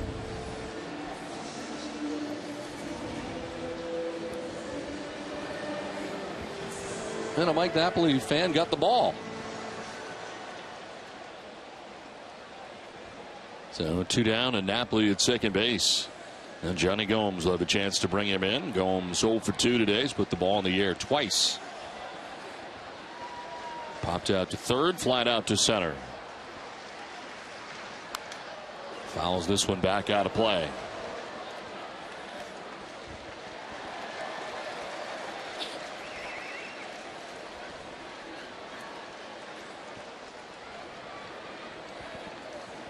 Well, even with allowing the walk-off grand slam on Sunday for Tyson Ross, his last 17 relief appearances has a 2.93 earned run average.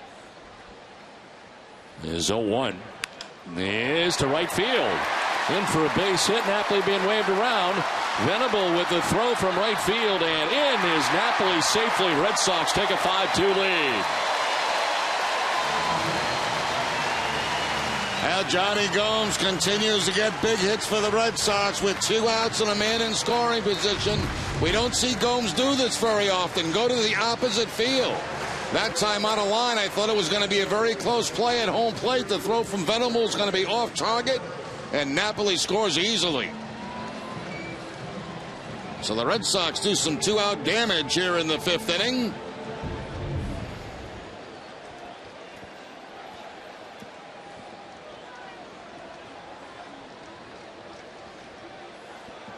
There, Brandon Snyder bats with Gomes at first base. And a strike into Snyder. He homered in the second inning. Solo shot went to right field. And he flied out to right in the fourth inning. 1 for 2 day for the Red Sox third baseman.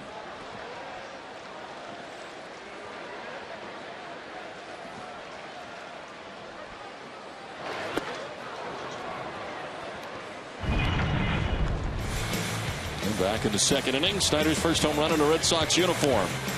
That's home on a curveball, sends it out of the yard.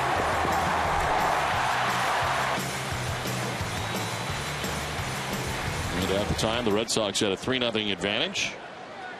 Boston adds a run here in the fifth and now on top 5-2. Snyder with a swing and a miss, strikes out to end the inning, but the Red Sox get a run and take a 5-2 lead.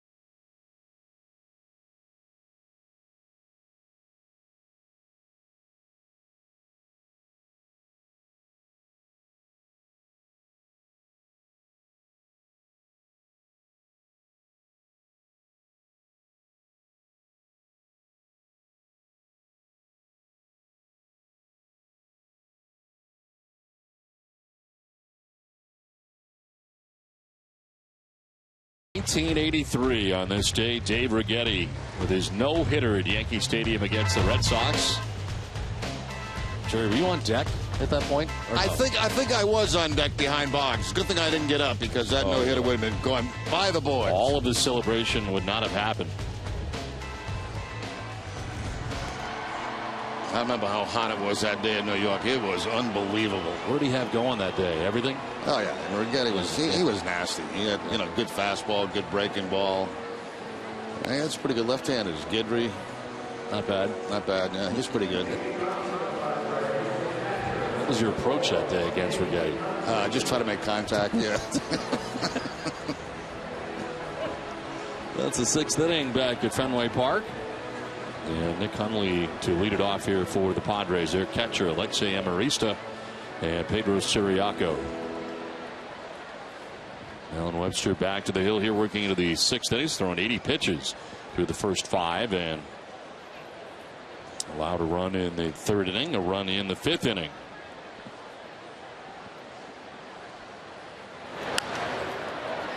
Pop up off a first and foul ground. Napoli heads over, but will not have a play.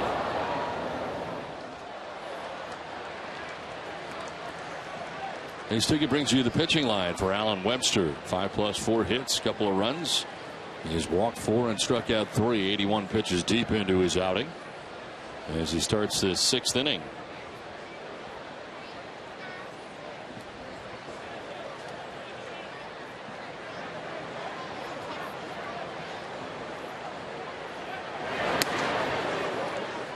One thing it does appear is Webster is not afraid to pitch inside. No, we've seen that right from the beginning. He'll throw that fastball inside and not afraid to move guys off the plate and create more plate for himself.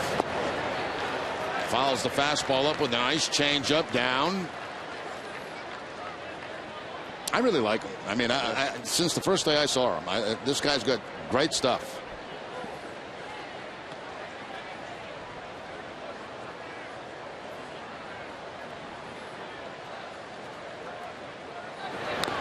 1-2 is fouled off. You see so many young guys come up and not be able to pitch inside. I don't know if it's a fear factor or what it is, but certainly you need to have it, it appears, to be successful.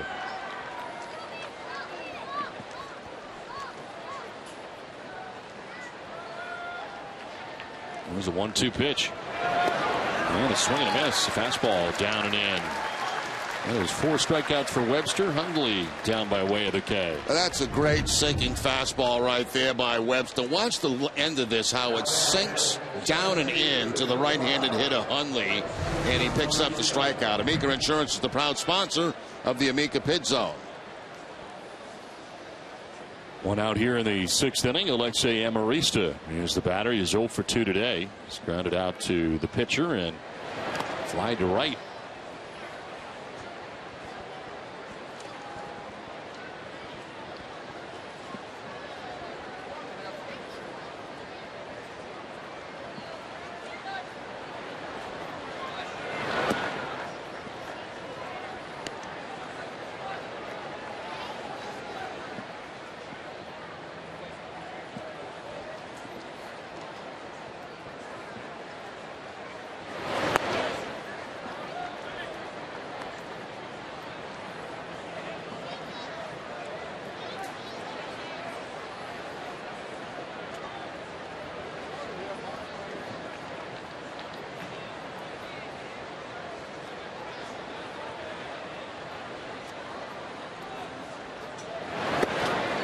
In there for a strike. 3-1 now to Amarista.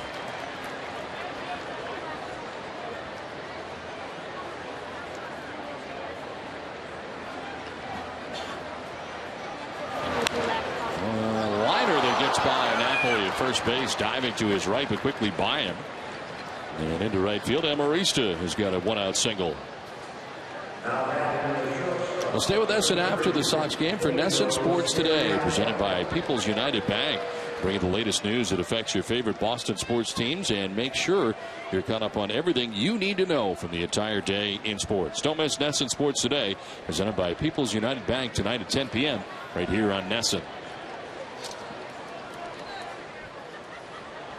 So one down, Alexei Amarista is at first base. Pedro Siriaco, the batter. And he'll take strike 1. Siriaco walked and scored in the 3rd inning, grounded out to short in the 4th.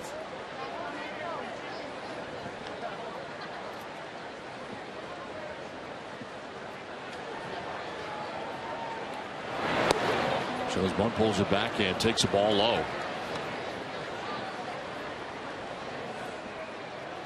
You think back to what was a pretty miserable year for the Red Sox all the way around last year. A very good year for Pedro Siriaco and a chance for him to show what he can do. Yeah, he really established himself last year at the major league level. This year, not so much, and did not have quite the same success with the Red Sox as he did a year ago, and eventually moved on to San Diego, but playing very well for the Padres. All the injuries they've had, a chance to play on a semi-regular basis. Lunges after that pitch, 1-2. It's kind of the Achilles heel right there for Siriaco, the breaking ball. It has some problems with that. Very good fastball hitter. But if you can spin one and, you know, spin him out of the strike zone, he has a tendency to chase those pitches.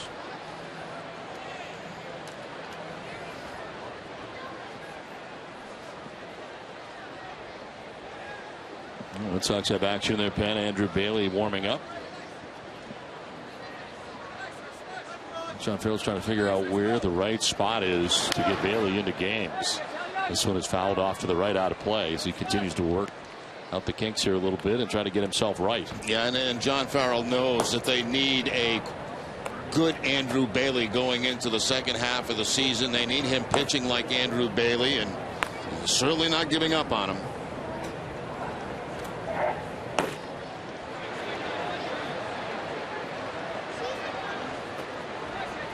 For the first, and back to the bag is Amarista.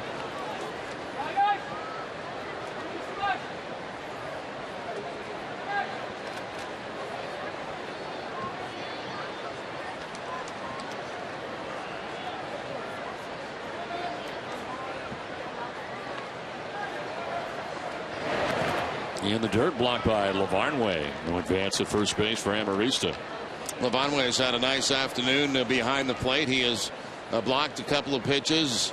Very good block right there to keep Emeristra at first base.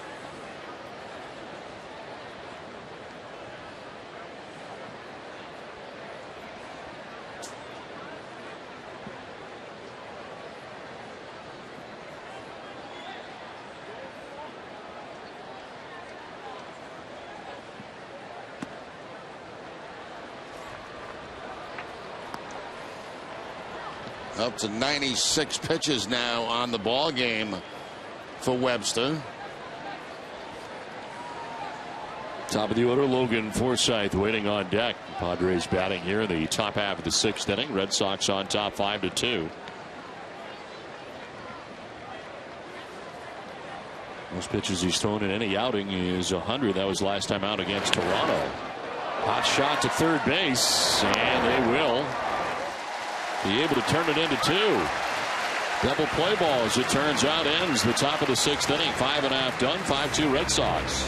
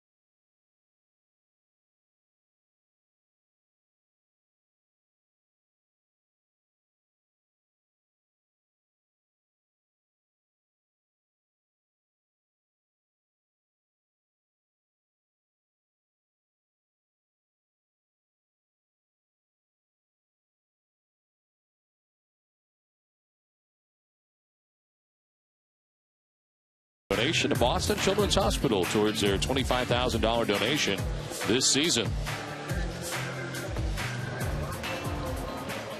Well, it's on to the bottom of the 6th inning back at Fenway Park. Red Sox have a 5-2 lead. Boston out hitting San Diego 11-5 so far in the game. And it'll be Ryan LaVarnway, Jose Iglesias, and Jacoby Ellsbury in the inning. LaVarnway 1 for 2 today, single to center field in the 4th inning.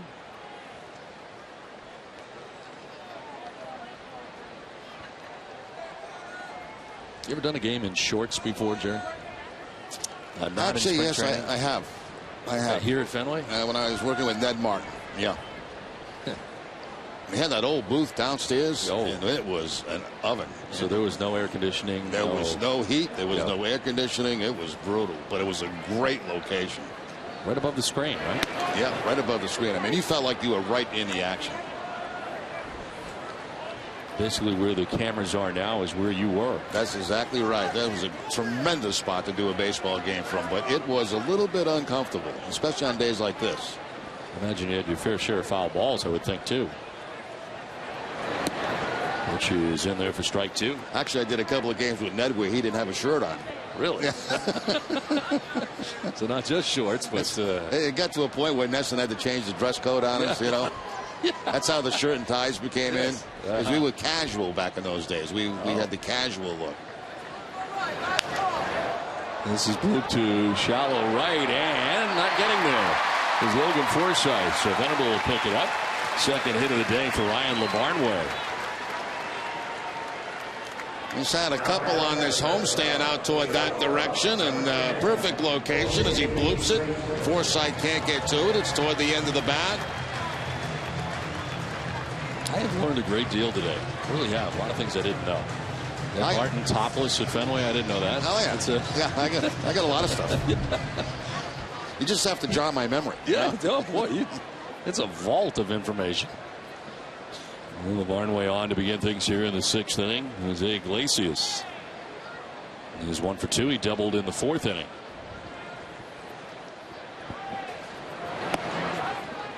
Because they do games in spring training in shorts all the time. I've seen that. Yeah, I mean, you know, nobody can see that because they just tape it from the top up. So.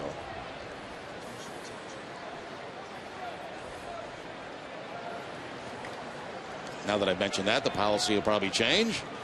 I think the policy is already in existence, actually. Oh, really? Yeah. Oh, I didn't know that. Yeah. Because I've been doing that since 1988. Rules. Yes, since 1988, you've been breaking rules in the Nesson handbook. I didn't know that. Yes. And it's not the same shorts from 1988. So you had different shorts, but you've worn a lot of shorts. Yeah, every game just about, unless it's going to be a cool night or something, or sponsors are in. Illegally, as it turns out. Oh, sorry about that. Something to keep in mind for next spring training. 2-0 pitch is in there for a strike. Had Iglesias starting back out of the box. Let's just thought this pitch might have been too high. Let's take a look at the Amica pit zone, and right at the top. You have to alert the shorts police when we get into spring training. Well, I'm going to tell you something right now. I'm going to wear them again. On the ground on the bunt. From third comes Headley. His throw is going to be not in time. Bunt single for Jose Iglesias. His second hit of the day. And that's what I think he was trying to do. I don't think he was sacrificing in that situation. I think he caught Headley back a little bit at third base, just behind the bag, and tried to drop one down in that direction, and is going to beat the play at first base. You know, Iglesias doesn't have great speed, but he has a little better than average speed. I mean, that's one of the reasons he gets so many of those infield hits. He's got 18 infield hits now, one behind Dustin Pedroia for the team lead. 2 on, nobody out, and Jacoby Ellsbury coming up. Ellsbury singled in the first inning and scored, grounded out in the third, then was hit by a pitch in the 4th inning.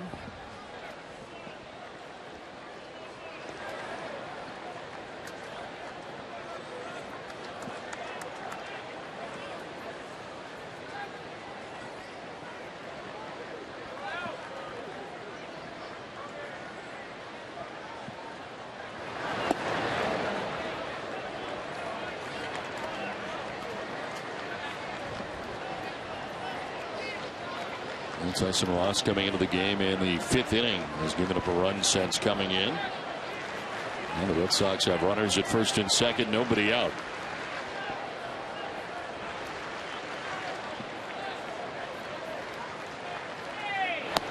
That's ball 2, 2-0.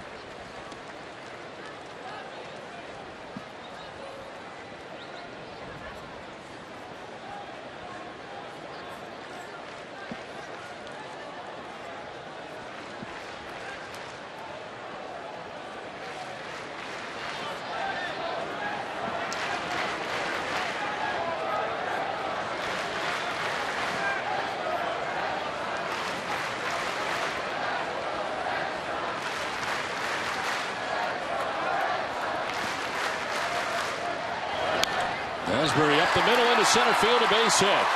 LeVarn will be stopped at third as Amarista gets it back in. Red Sox have the bases loaded with nobody out in the 6th inning.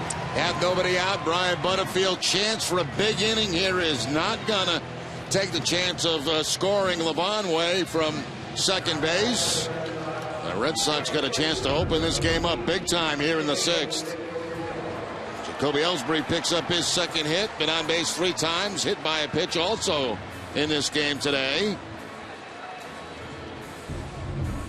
Well, the Red Sox today now have 6 players who have 2 hits in the game and a total of 14 hits in this game. They've been very good with runners in scoring position.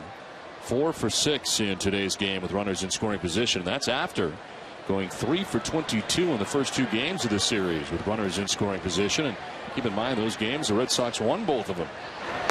There's ball one, down and in to Shane Victorino.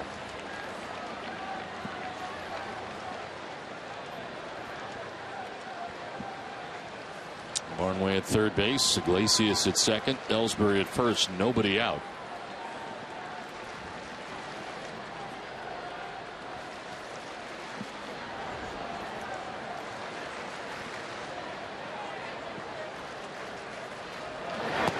Down and in, and it's 2-0. Action for the Padres. Birch Smith, a right-hander, warming. He'd been warming up earlier. That's one of those great times to hit right now. Bases loaded, pitch is struggling a little bit. 2-ball, no strike count.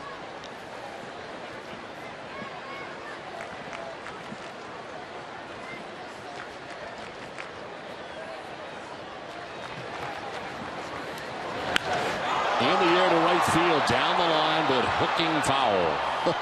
And Victorino was sitting all over that fastball, looking for a ball middle in. He got it, but he hooked it foul.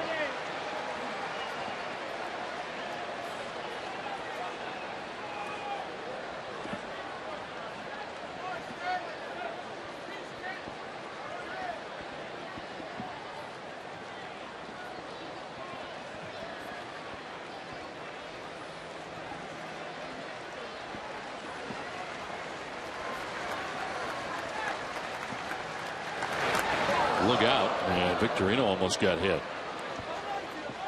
3-1.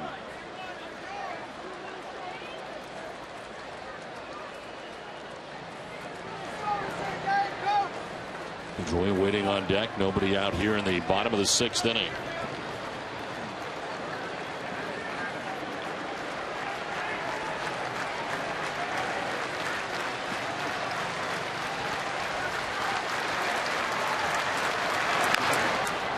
Foul, full count.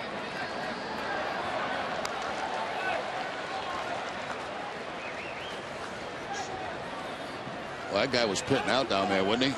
And it's hot. It is hot at this ballpark today.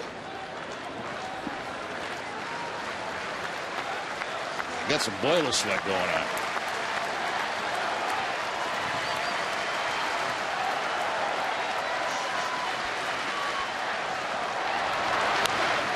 Popped up foul, back and out of play.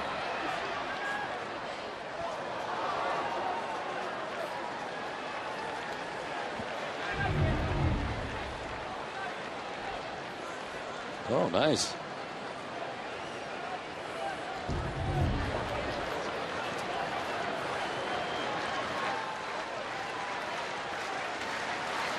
He's going to give it away, too.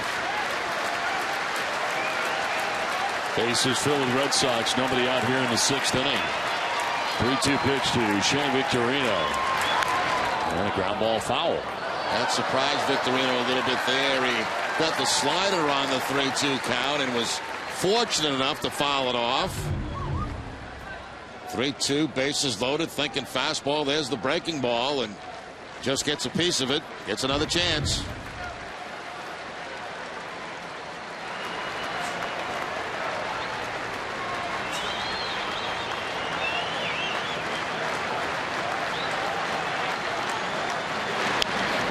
Ground to first base. Guzman's coming home for one. That's it. He'll get the fourth shot at the plate of Ryan LaVarnway.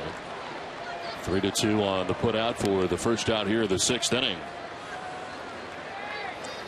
And Guzman, knowing that, you're not going to get a double play because of the way Victorino runs, he just takes his time, makes sure he gives a good accurate throw to Hundley, the catcher. They get the force out and the first out of the inning.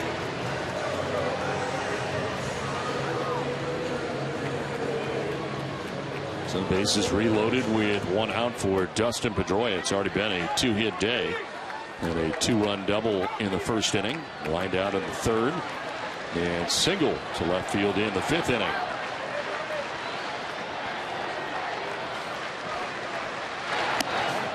Ball one.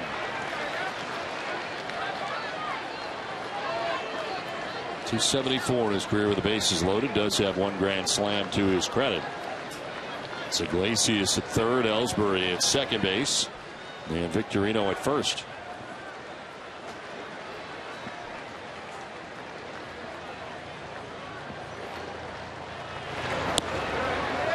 2-0.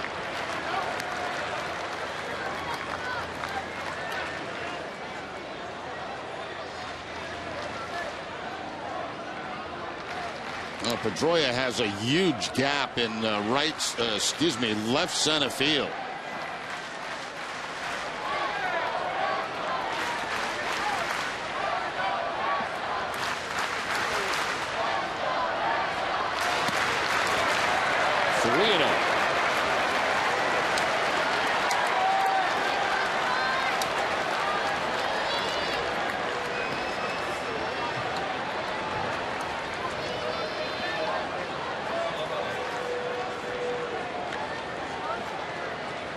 David Ortiz waiting on deck here with 1 out in the inning. Here's a 3-0.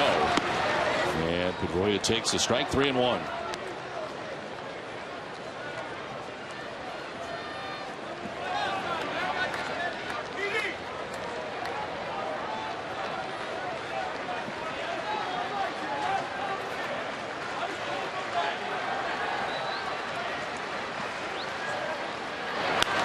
Pedroia pops it up.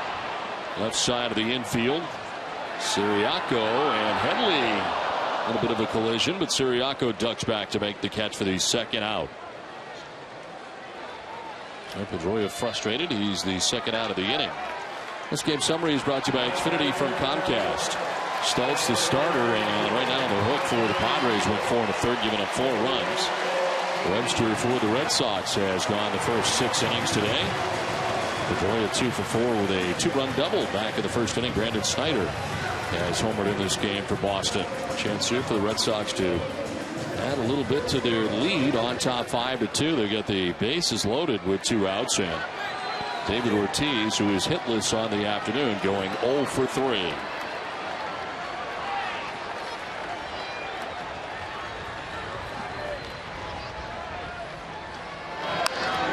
Ortiz to left field. This one will slice foul.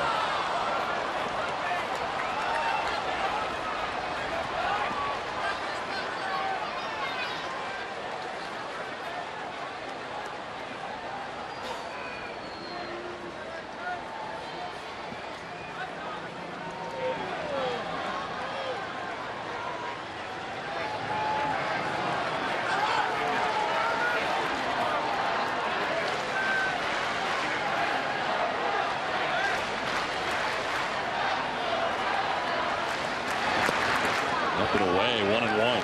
Almost threw that one away.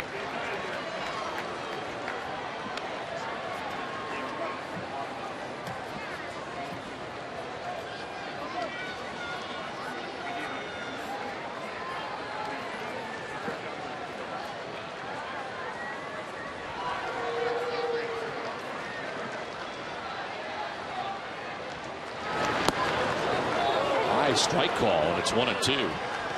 A kind of a flat slider that time from Ross, but good enough to be a strike and catch David looking at it.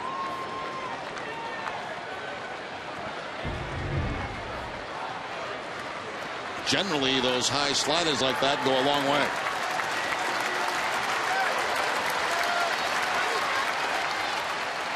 And now Hundley headed out to the mound to talk to Tyson Ross.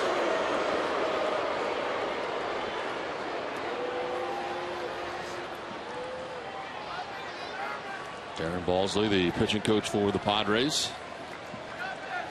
Second pitcher they've used today. Eric Stoltz going the first 4 1/3, giving up 4 runs. Tyson Ross has given up a run since coming in, and tell you out of his bases loaded, nobody out, Jan. He's got 2 outs so far with the bases loaded, and Red Sox have not been able to push across a run here in the 6th inning. Ortiz in a check swing.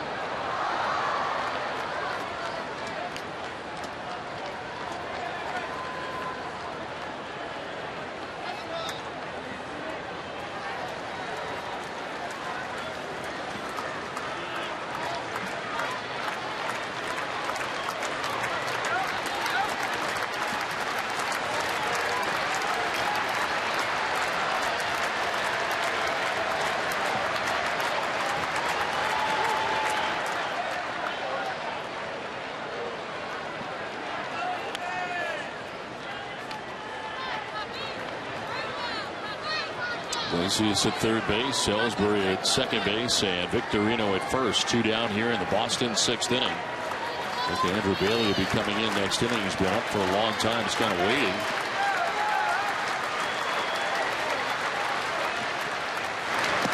Down and in. Good block by Hundley, sliding to his right. I don't think we've seen a changeup yet from Ross. It's basically been fastballs and sliders.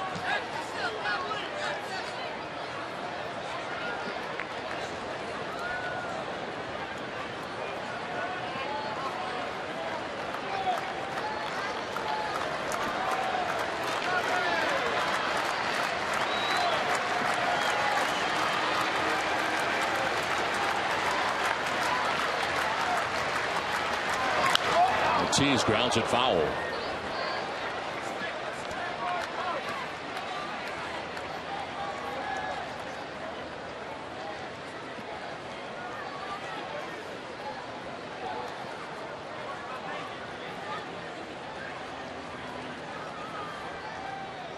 This will be the 30th pitch of the inning for Tyson Ross.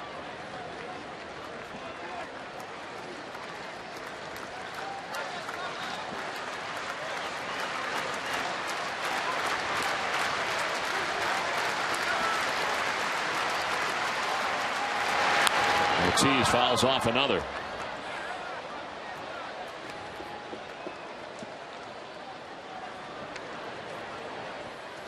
Breaking balls down and in, pulling them foul, fastballs up and away, slapping them the other way. Long at bat here for David Ortiz.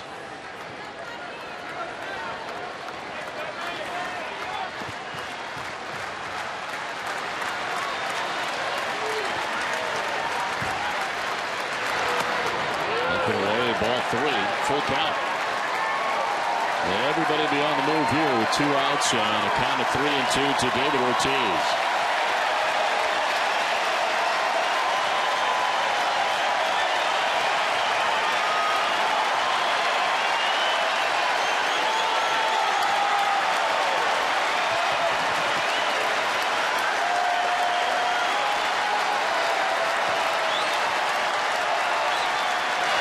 Ortiz lines it into right field for a base hit. From third comes Iglesias. Salisbury's going to try and score. He will. And the Red Sox take a 7-2 lead. David Ortiz, what an at-bat that was before he drives in a pair. Huge at-bat right there for David Ortiz. Bases loaded. Nobody out. They get a couple of outs. He tries the spinner. He tries the slider on the 3-2 count. And Ortiz jumps all over it. 2 RBIs, 59 total on the season for Ortiz. That opens up the game.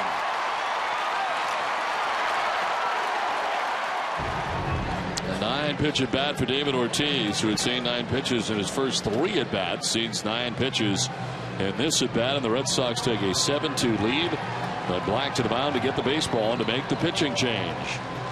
7-2 Sox.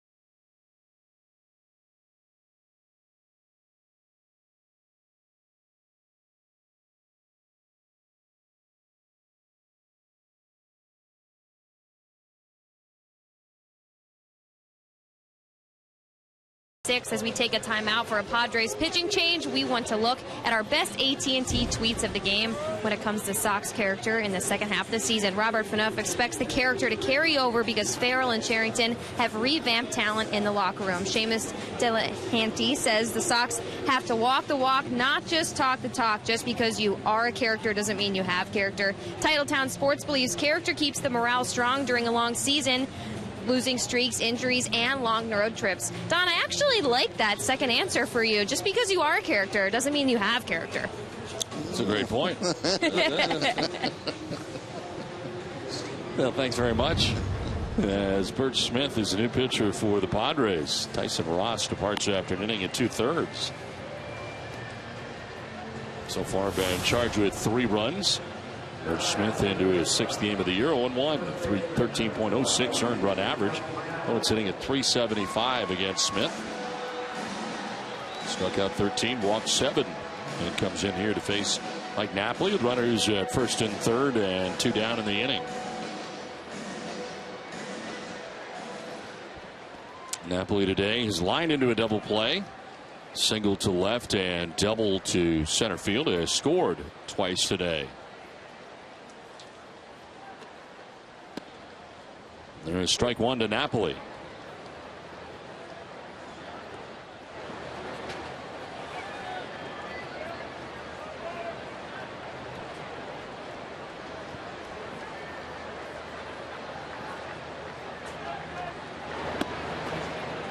And then for strike 2, and it's 0-2. Trout hits have been very big for the Red Sox today. Iglesias with 1, the drive in a couple. Domes with 1, and Ortiz.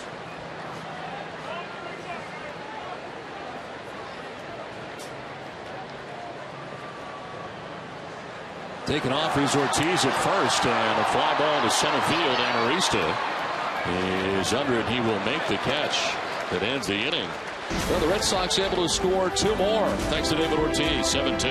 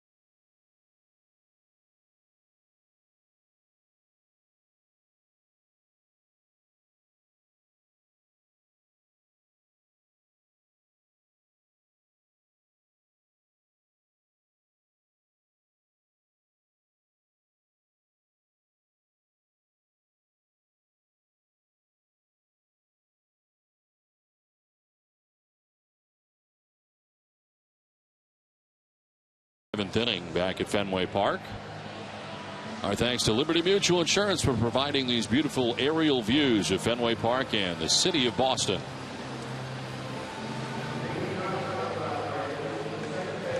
This call to the bullpen is brought to you on Netson by New England Ford Dealers. 6 innings today for Webster, and now Andrew Bailey takes over for the Red Sox here in the 7th inning. As Bailey appears in his 27th game of the year, 3-1 with a 4.63 earned run average. 32 strikeouts to 11 walks, and opponents sitting at 241 against Bailey. Webster goes 6 innings today and surrenders 5 hits and 2 runs. Another chance for him to pick up his first major league victory, and he departs now with a 7-2 lead and hands it off to the bullpen.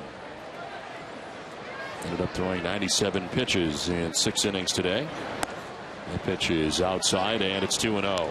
Only 2 runs given up. Had to battle a little bit. Only had 1-2-3 inning in the ball game. That came back in the 4th. But only the 2 runs.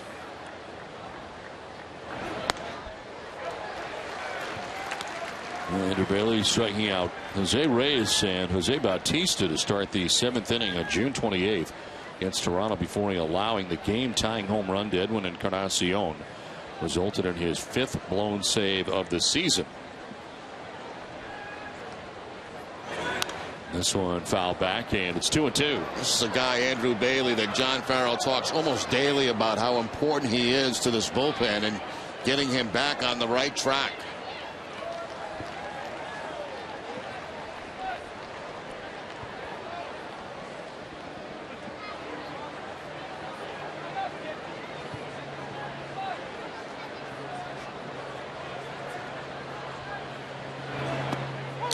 Strike 3 call over the outside corner. He drops the slider that time on Forsythe to pick up his first strikeout. 1 down. Yeah, good breaking ball here by Bailey. All fastballs previous to this, and he picks up the outside corner. Generous call, but too close to take with 2 strikes.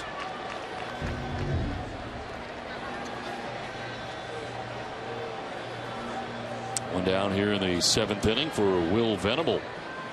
He's had a good day today. Walked in the first, single in the 3rd, doubled and scored in the 5th inning.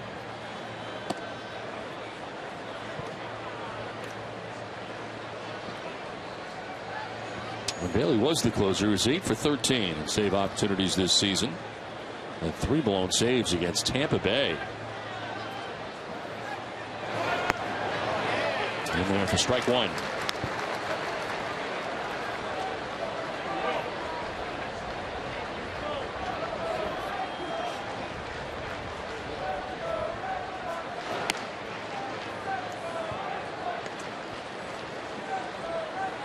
For Bailey, his first action here in July. His last time he pitched was on the 28th of June. That was that outing we were talking about earlier, in which he gave up the game-tying home run to Encarnacion. Outside for ball 3.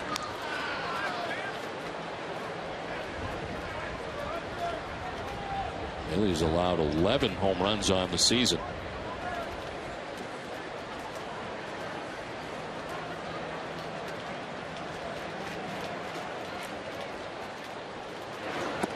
And a swing and a miss. Good fastball at 94 miles an hour that time from Bailey in that 3-1 count. Venable all over the fastball looking for it, and it's about halfway between the belt and the letters.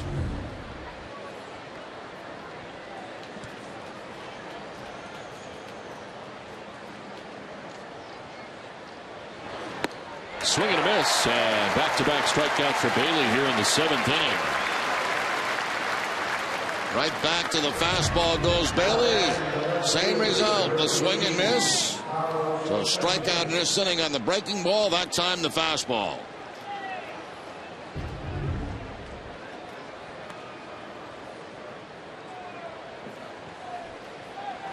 So 2 down for Carlos Quinton, who today he is 0 for 3. He struck out twice and flied to left. It's a fly ball down the right field line. On the run is Victorino towards the warning track. He will get there. Makes the catch that ends things here in the top half of the 7th inning, and Bailey enjoys a 1-2-3 7th.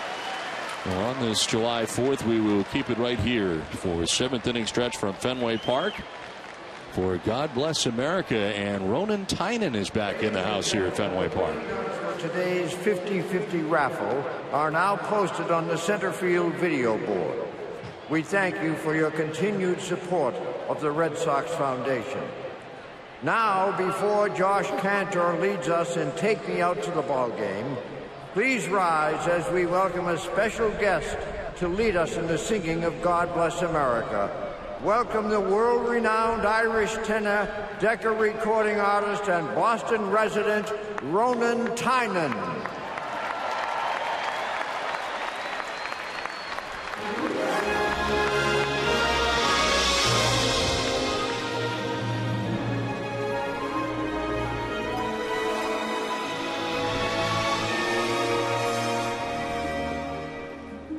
While the storm clouds gather far across the sea, let us swear allegiance to a land that's free. Let us all be grateful for a land so fair, as we raise our voices in a solemn prayer.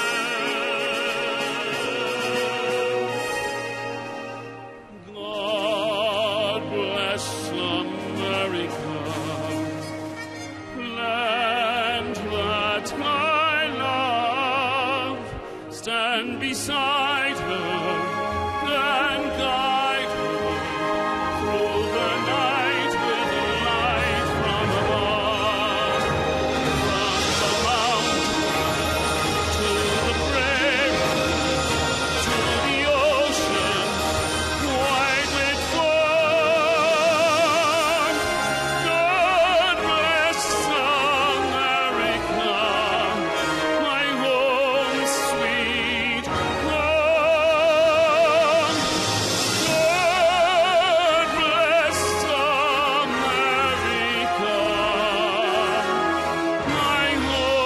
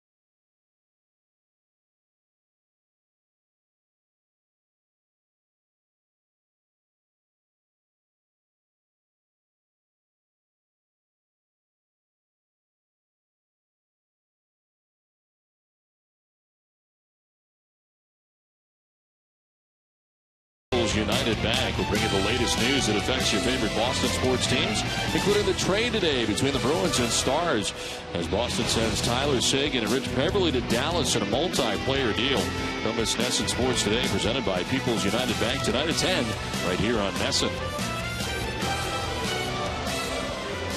7-2. The Red Sox have the lead over the Padres. We head to the bottom of the 7th inning. Very nice rendition from Ronan Tynan here from Fenway Park. God Bless America. As Johnny Gomes will lead it off for the Red Sox here in the 7th inning. Gomes, Schneider, and Lavarnway. Gomes had an RBI single his last time up, a 1-for-3 day.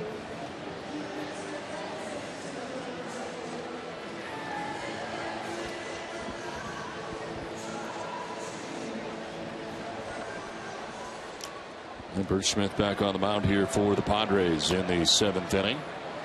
Took over for Tyson Ross. Ended up being charged with 3 runs in an inning and 2/3.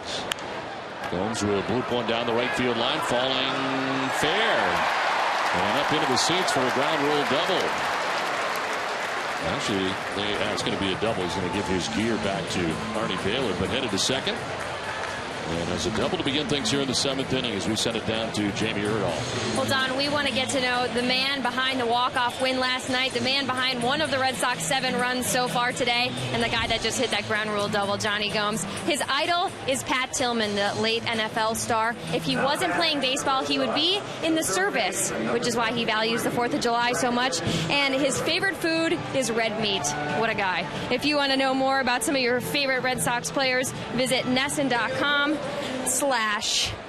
and we will get you videos, stats, tweets, and bios on your favorite new and old Red Sox. All right, Jamie, thanks very much. Johnny Gomes at second base to begin things here in the 7th inning as Brandon Snyder takes the strike.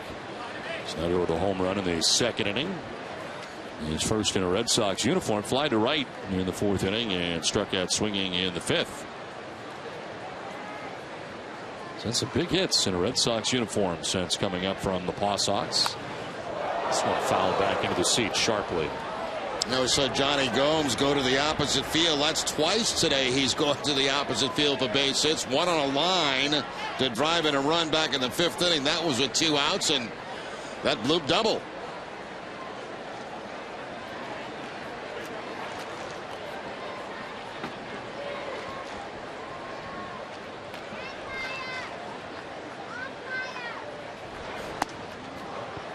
Swing and a miss on a fastball that was up, and he strikes out.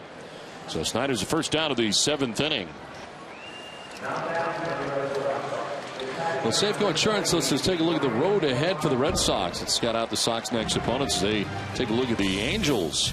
Howie Kendrick leads the team with a .319 batting average in August.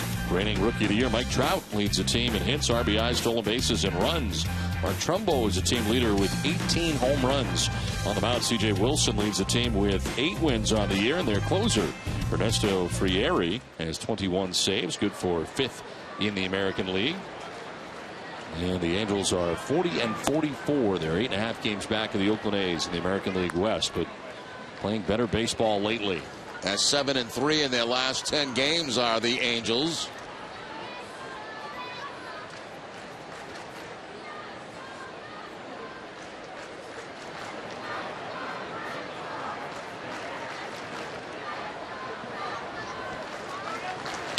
Varnway fouls it off to the right, and it's 1-1. We should do one of those bios on you, Don, as Alex Wilson warms up in the bullpen and find out what your likes and dislikes are. All right. I think pretty much everybody knows everything that I like and dislike by this point. I mean, we've thrown out a lot of stuff. I think if you were not a broadcaster, you'd probably be an A2. Right. Yes, I'd work in audio. Work in audio and be very good at that, I'm sure. I think I'd be very good. And very as far as favorite food goes, I'd say you like just about everything, but you're a very picky eater. I can answer that. Favorite food, lobster. Lobster. Absolutely love lobster. I can eat lobster every day. It's expensive to eat lobster. That's why I don't eat lobster every day.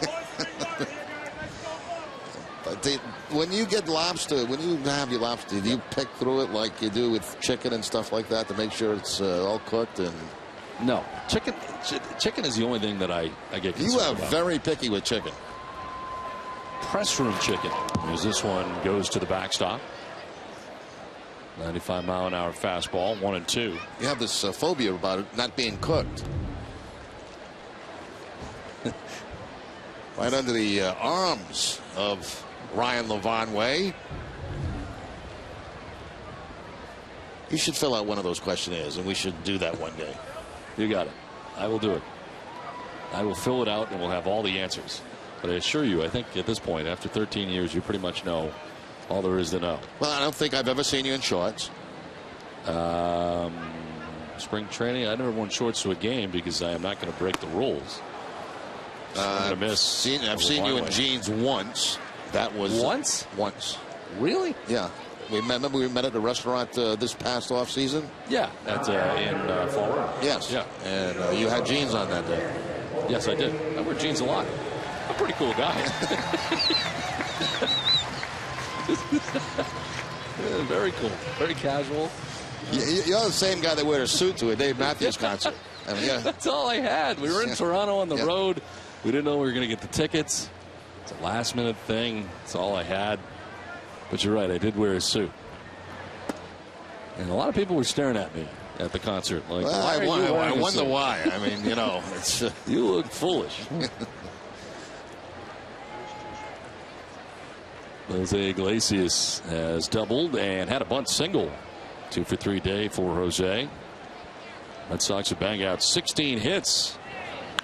And this one is hit high and deep.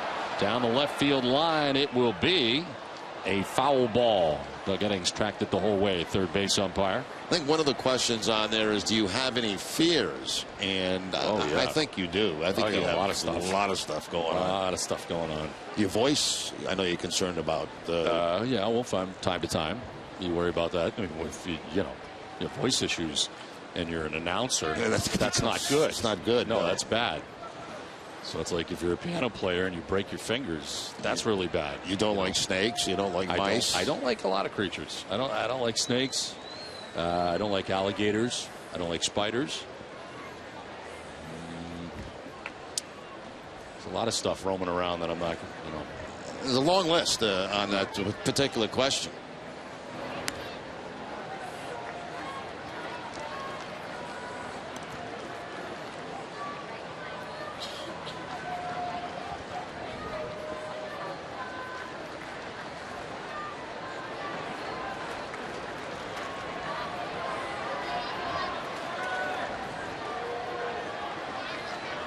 Goes to the big lead at second base. Iglesias is swinging a foul tip. 2-2.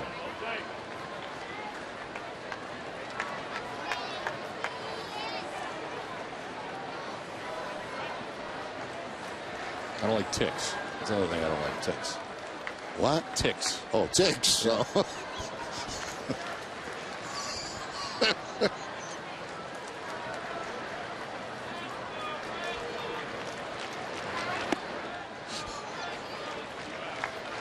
Full count, 3-2.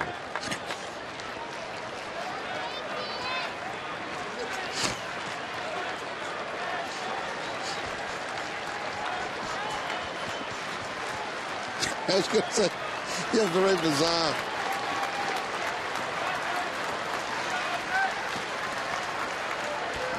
Three-two pitch to Iglesias. And a pop-up into shallow right. Forsythe is under it, and he'll put it away to end the inning. We played 7. It's 7-2. Red Sox on top.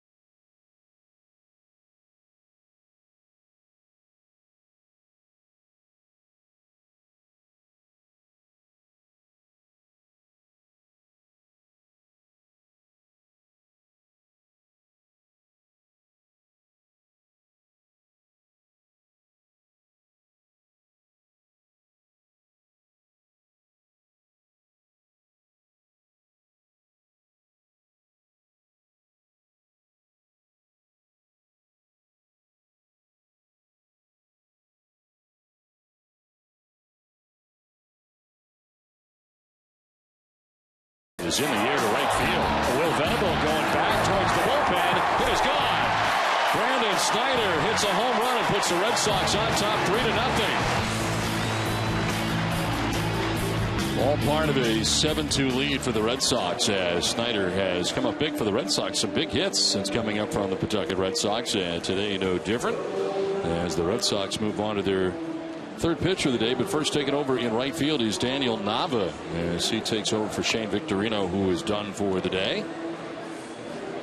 So Nava into the game, and Alex Wilson, the new pitcher, his 24th appearance, 1-1 with a 3.33 earned run average, 19 strikeouts to 12 walks, and opponents hitting at .295 against Wilson. Takes over for Andrew Bailey, who pitched well. He retired all 3 batters he faced. 2 strikeouts and a flyout for Bailey, working the 7th inning. There is Chase Headley to lead it off here in the top half of the 8th inning.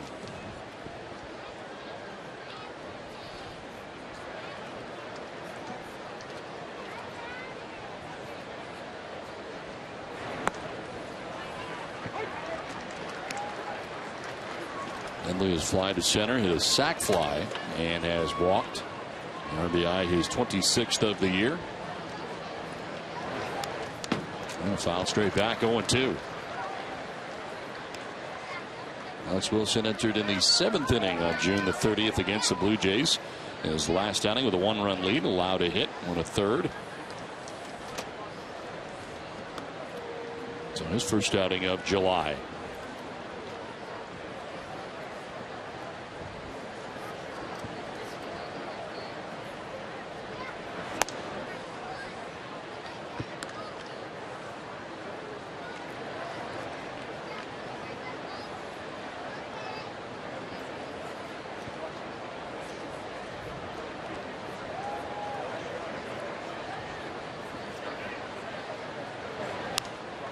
Here's a pop-up.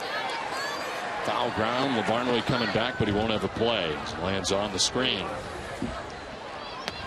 Well, Nessa's post-game coverage of the Sox begins right after the game with WB Mason Extra Innings Live. Hall of Famer Jim Rice joins TC to break down the game. Jamie brings you reaction from the players. WB Mason Extra Innings Live. You can't go wrong when you buy right. WB Mason.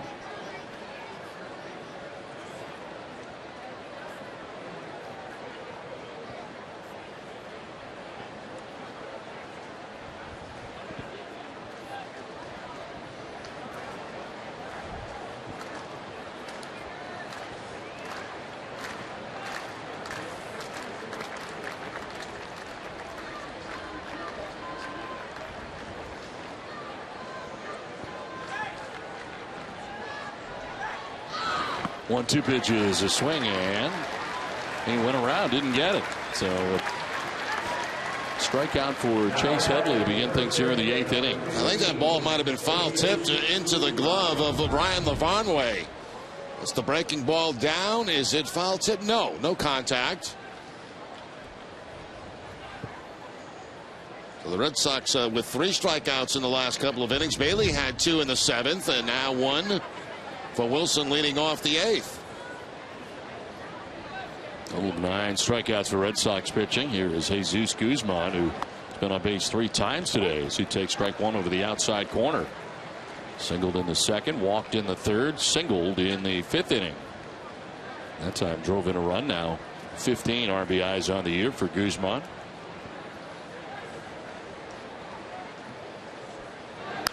This is laced down the left field line. He is swinging a hot bat right now. Into the corner goes Gomes. Guzman is headed for second base. Gomes had a little trouble getting it out of the corner. And it's a double with 1 out here in the 8th. Yeah, 4 times on base for Jesus Guzman today. 3 hits, an RBI, and a walk.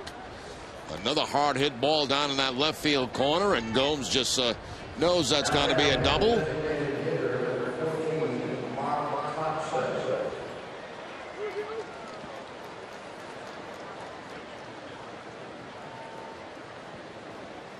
One out, 1 on, and Mark Kotsay, the batter. He is 0 for 3 in the game. He's fly to right, grounded out to 3rd, and flied out to left. His first action of the series.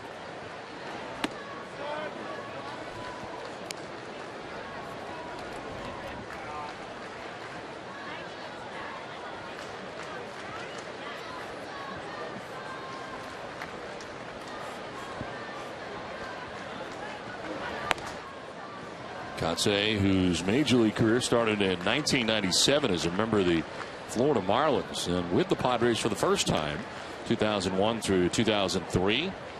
4 years in Oakland, half a year in Atlanta, then to Boston in 2008 and 2009. With the Red Sox, went to the White Sox, Milwaukee, and now returns to San Diego.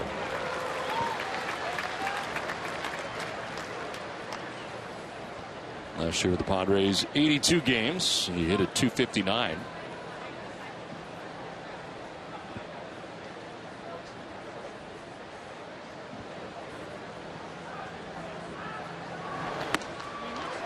Strike call. Kotsay doesn't like the call at all.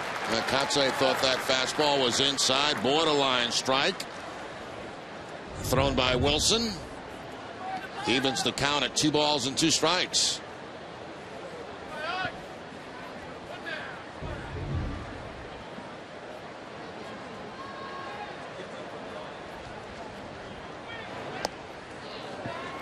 Down and in, and a full count now to Kotsay. 1 out. Guzman at second base.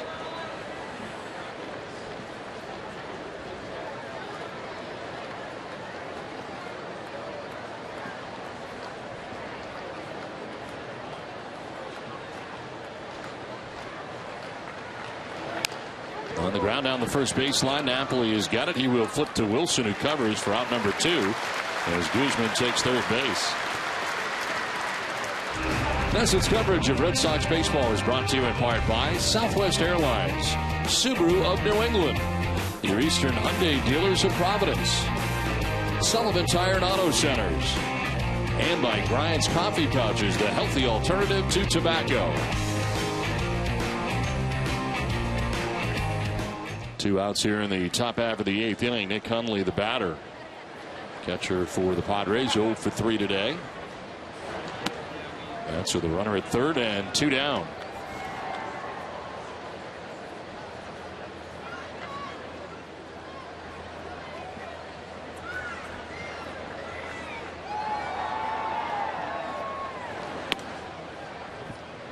Two and 0.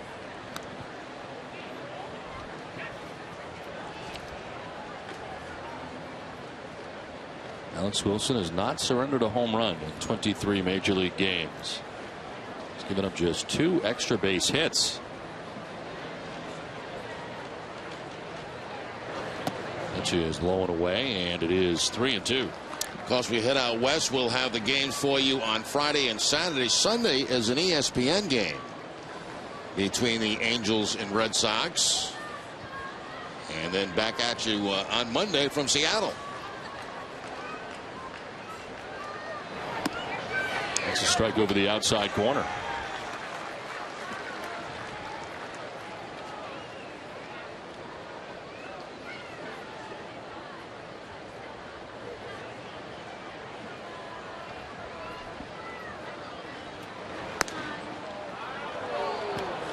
That's ball 4, and down to first base goes Hundley.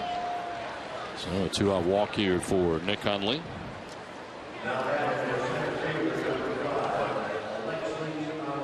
Alexei Amarista coming up here for the Padres.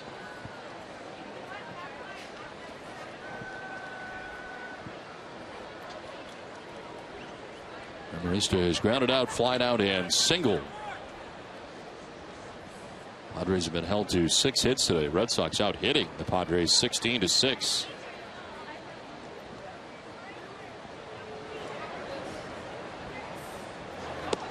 There's strike 1.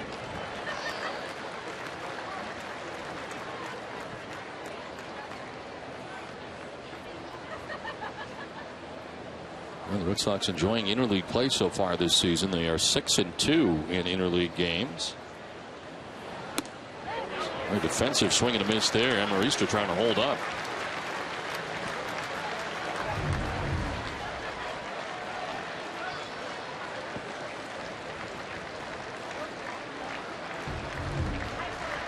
Greg Breslow up in the Boston pen. 2 outs here in the 8th inning. Runners at first and third for San Diego. Outside for ball 1.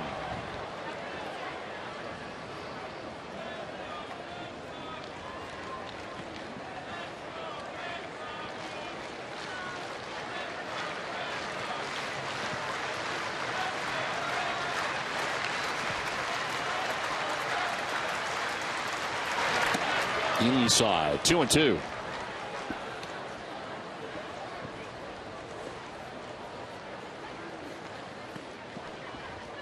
On deck for the Padres, Pedro Siriaco, as San Diego bats here in the top half of the 8th.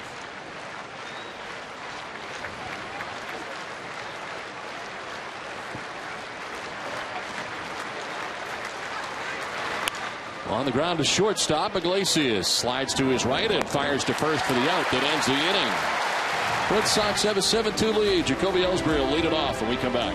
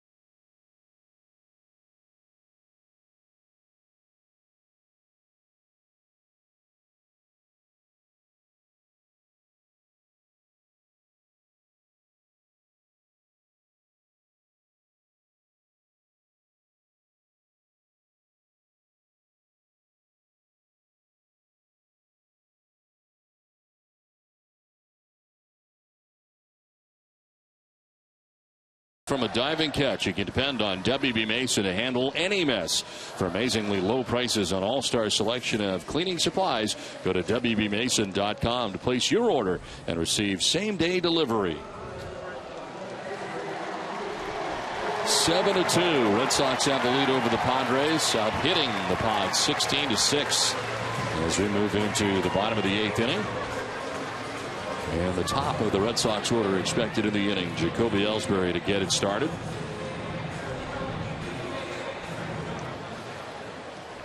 Ellsbury has singled, grounded out, been hit by a pitch, and singled again. He has scored 2 runs today.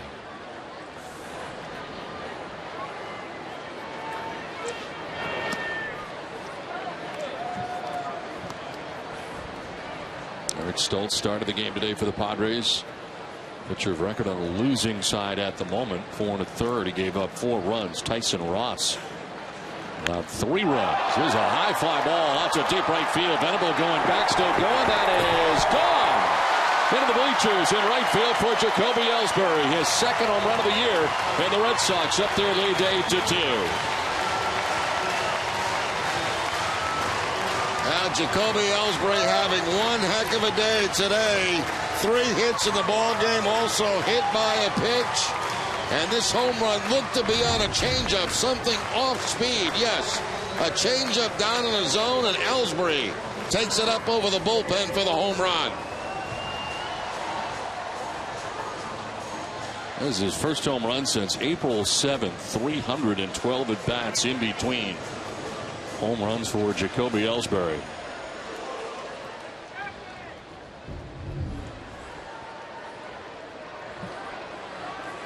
Daniel Nava batting for the first time today. Took over defensively last inning in right for Shane Victorino. And he grounds 1 foul. The Sox have gone deep now 89 times in 2013. With it, Hess and Hess Express donate $500 more to the pediatric trauma program at Boston's Children's Hospital, bringing the season total of $44,500. Hess and Hess Express committed to helping the cause. 30th career home run for Jacoby Ellsbury here at Fenway Park.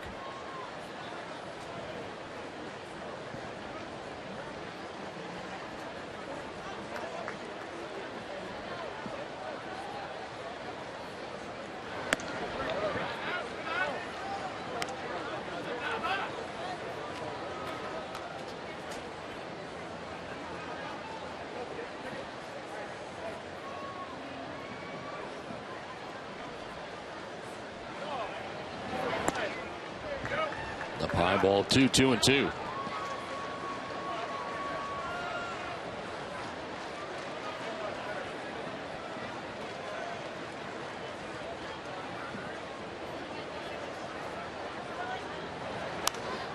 This one fouled off to the left, out of play.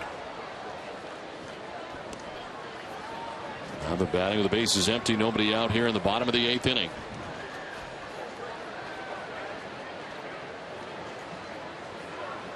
White Sox have a 2-0 lead today over Baltimore in the 8th inning in Chicago. White Sox holding a 3.5 game lead over the Orioles. Maybe larger by day's end, as this one is fouled down the first base line. That'd be nice if that score held up. This score holds up the way it is, and the Red Sox take off on their trip with a 4.5 game lead.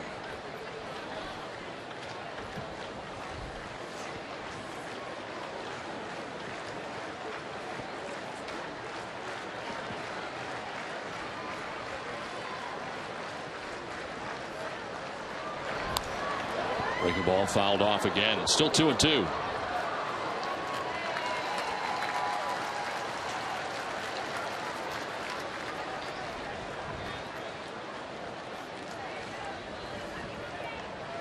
Jonathan Diaz has come out on deck. He would bat for Dustin Pedroia.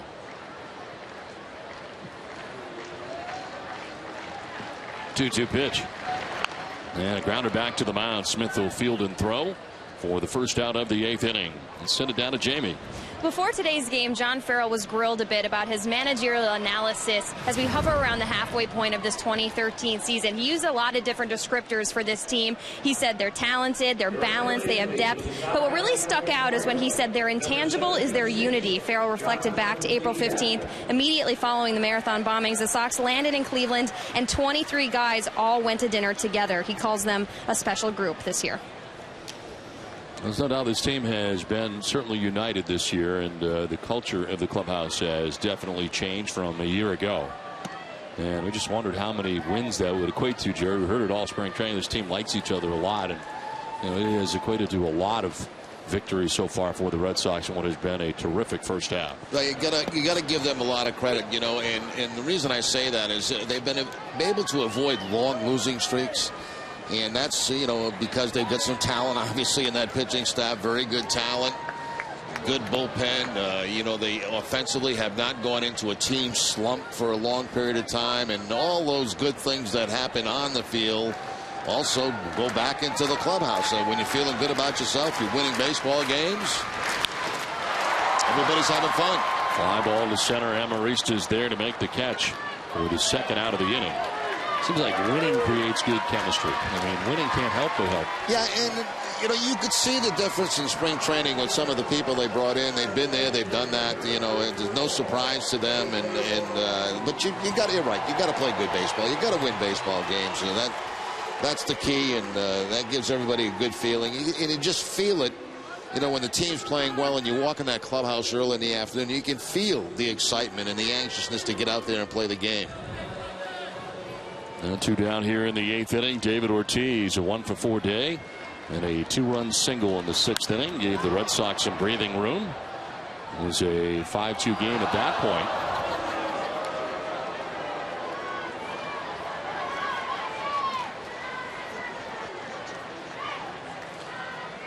We've seen a lot of giveaways with baseballs, and that's a very nice thing. They're giving them to young kids who really enjoy them. In the air to left field. Carlos Quentin looking up, and that's going to be off the wall. Clinton plays to Karam to second base. Goes Big Papi. He's got to hurry, and he will get there safely. And now 8 Red Sox in this game have at least 2 hits on the day. David almost didn't make it. David Ortiz taking the breaking ball to the opposite field off that wall, and he's going to go as hard as he can to get into second base. Whoop, little stumble around first base. That cost him a step, but he still beats it at second base. And then collapses. So 2 down, Ortiz at second base. And Mike Napoli, the batter, he's had a 2-hit day, a single and a double.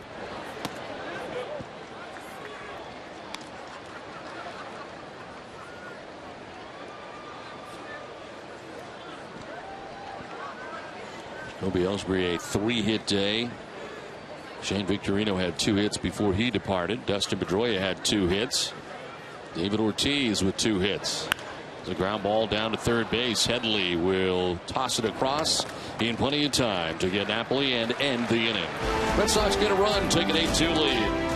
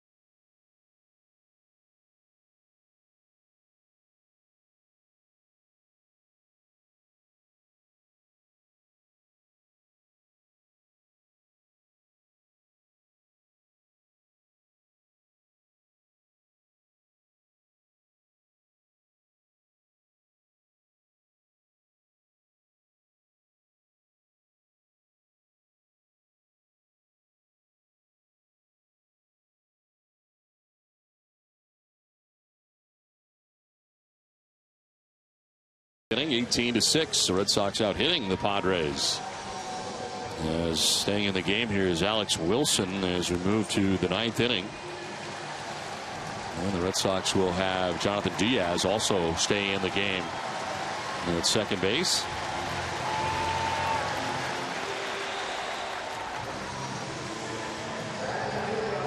A pinch hit for Pedroia takes over for him at second.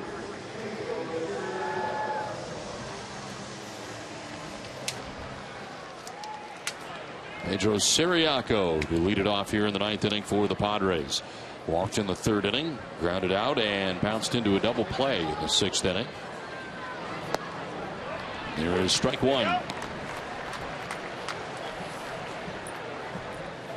Alan Webster has a chance for his first major league win here today as he departed after 6 innings, giving up 2 runs, 5 hits. He walked 4, struck out 4. Came in at 0-2. Andrew Bailey had a 1-2-3 clean 7th inning. And Alex Wilson worked the 8th, starts the 9th as this one fouled off to the right out of play. 0-2.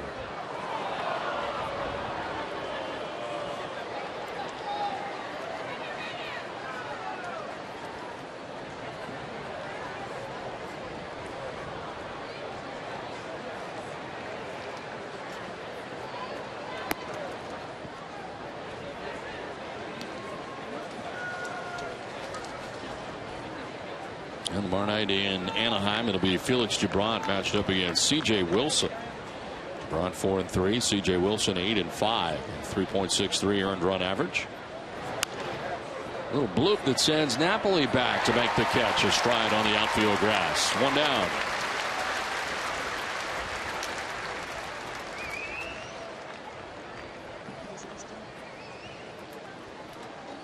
Breslow warming up in the pen.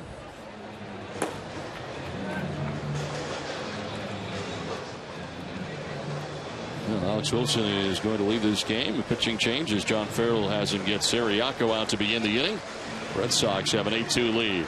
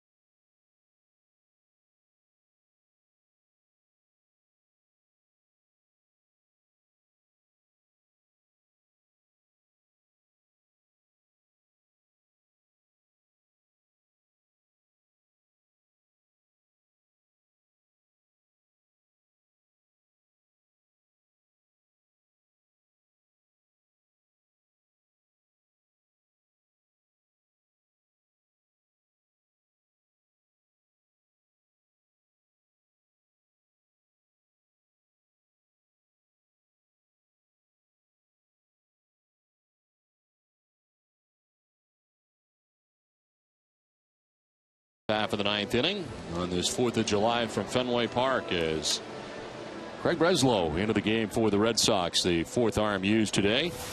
Breslow's 27th appearance, 2-1 with a 2.84 earned run average. 14 strikeouts to 7 walks, and opponents hitting at 242 against Breslow. One out in the 9th inning as it'll be Logan Forsythe, the first batter that he faces. Well, this being the 4th of July, those barbecues are probably starting to heat up all over New England as we head toward 5 o'clock in the afternoon. A lot of folks, especially out in the bleachers, have left the game. It had to be scorching out there this afternoon, sitting in that sun. Hot sun all afternoon. One down for Logan Forsythe, who has been aboard once to get hit by a pitch back in the 3rd inning. Fly ball to right field. Nava moves back, still going, and this is going to be over his head. Back by the 380 marker as he will throw it back in, but Logan Forsythe has his first hit of the game, a 1-out double. And that breaks up an 0 for 18 for Forsythe, as he doubles over the head of Daniel Nava. Nava came into the game a couple of innings ago for Shane Victorino. Had no chance at that ball as he carried up over his head, and Forsythe breaking that mini slump that he was in with a double. Will Venable returning to the Padres order today, and he has been on 3 times as he steps into bat here with a runner at second and 1 out. He's walked, singled, and doubled in the game and scored a run.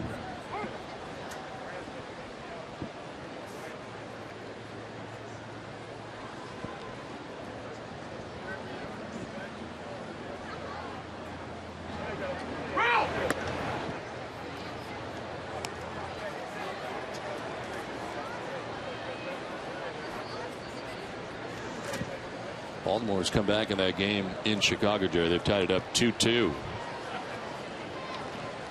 Orioles had been blanked 2-0 by the White Sox. There's a fly ball to left field. Johnny Gomes has it lined up. 2 down in the 9th.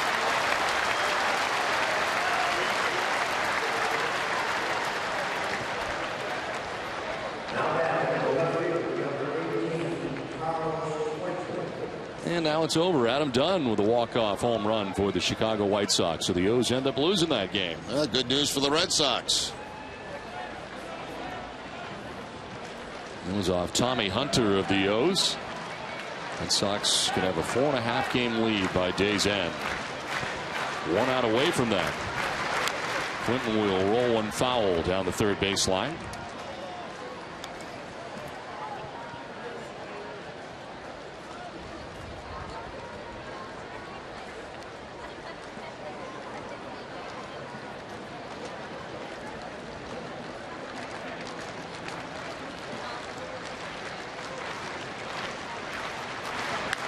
Quinton lines it to left. Back goes Gomes, and he reaches up to make the catch on the warning track to end the ball game. The Red Sox sweep the San Diego Padres in a 3-game series, and the Red Sox able to get all 3 games, and Johnny Gomes starting back to make the grab on the warning track that ends the ball game. Red Sox win at 8-2, and they bang out 18 hits today as we send it to Tom Caron.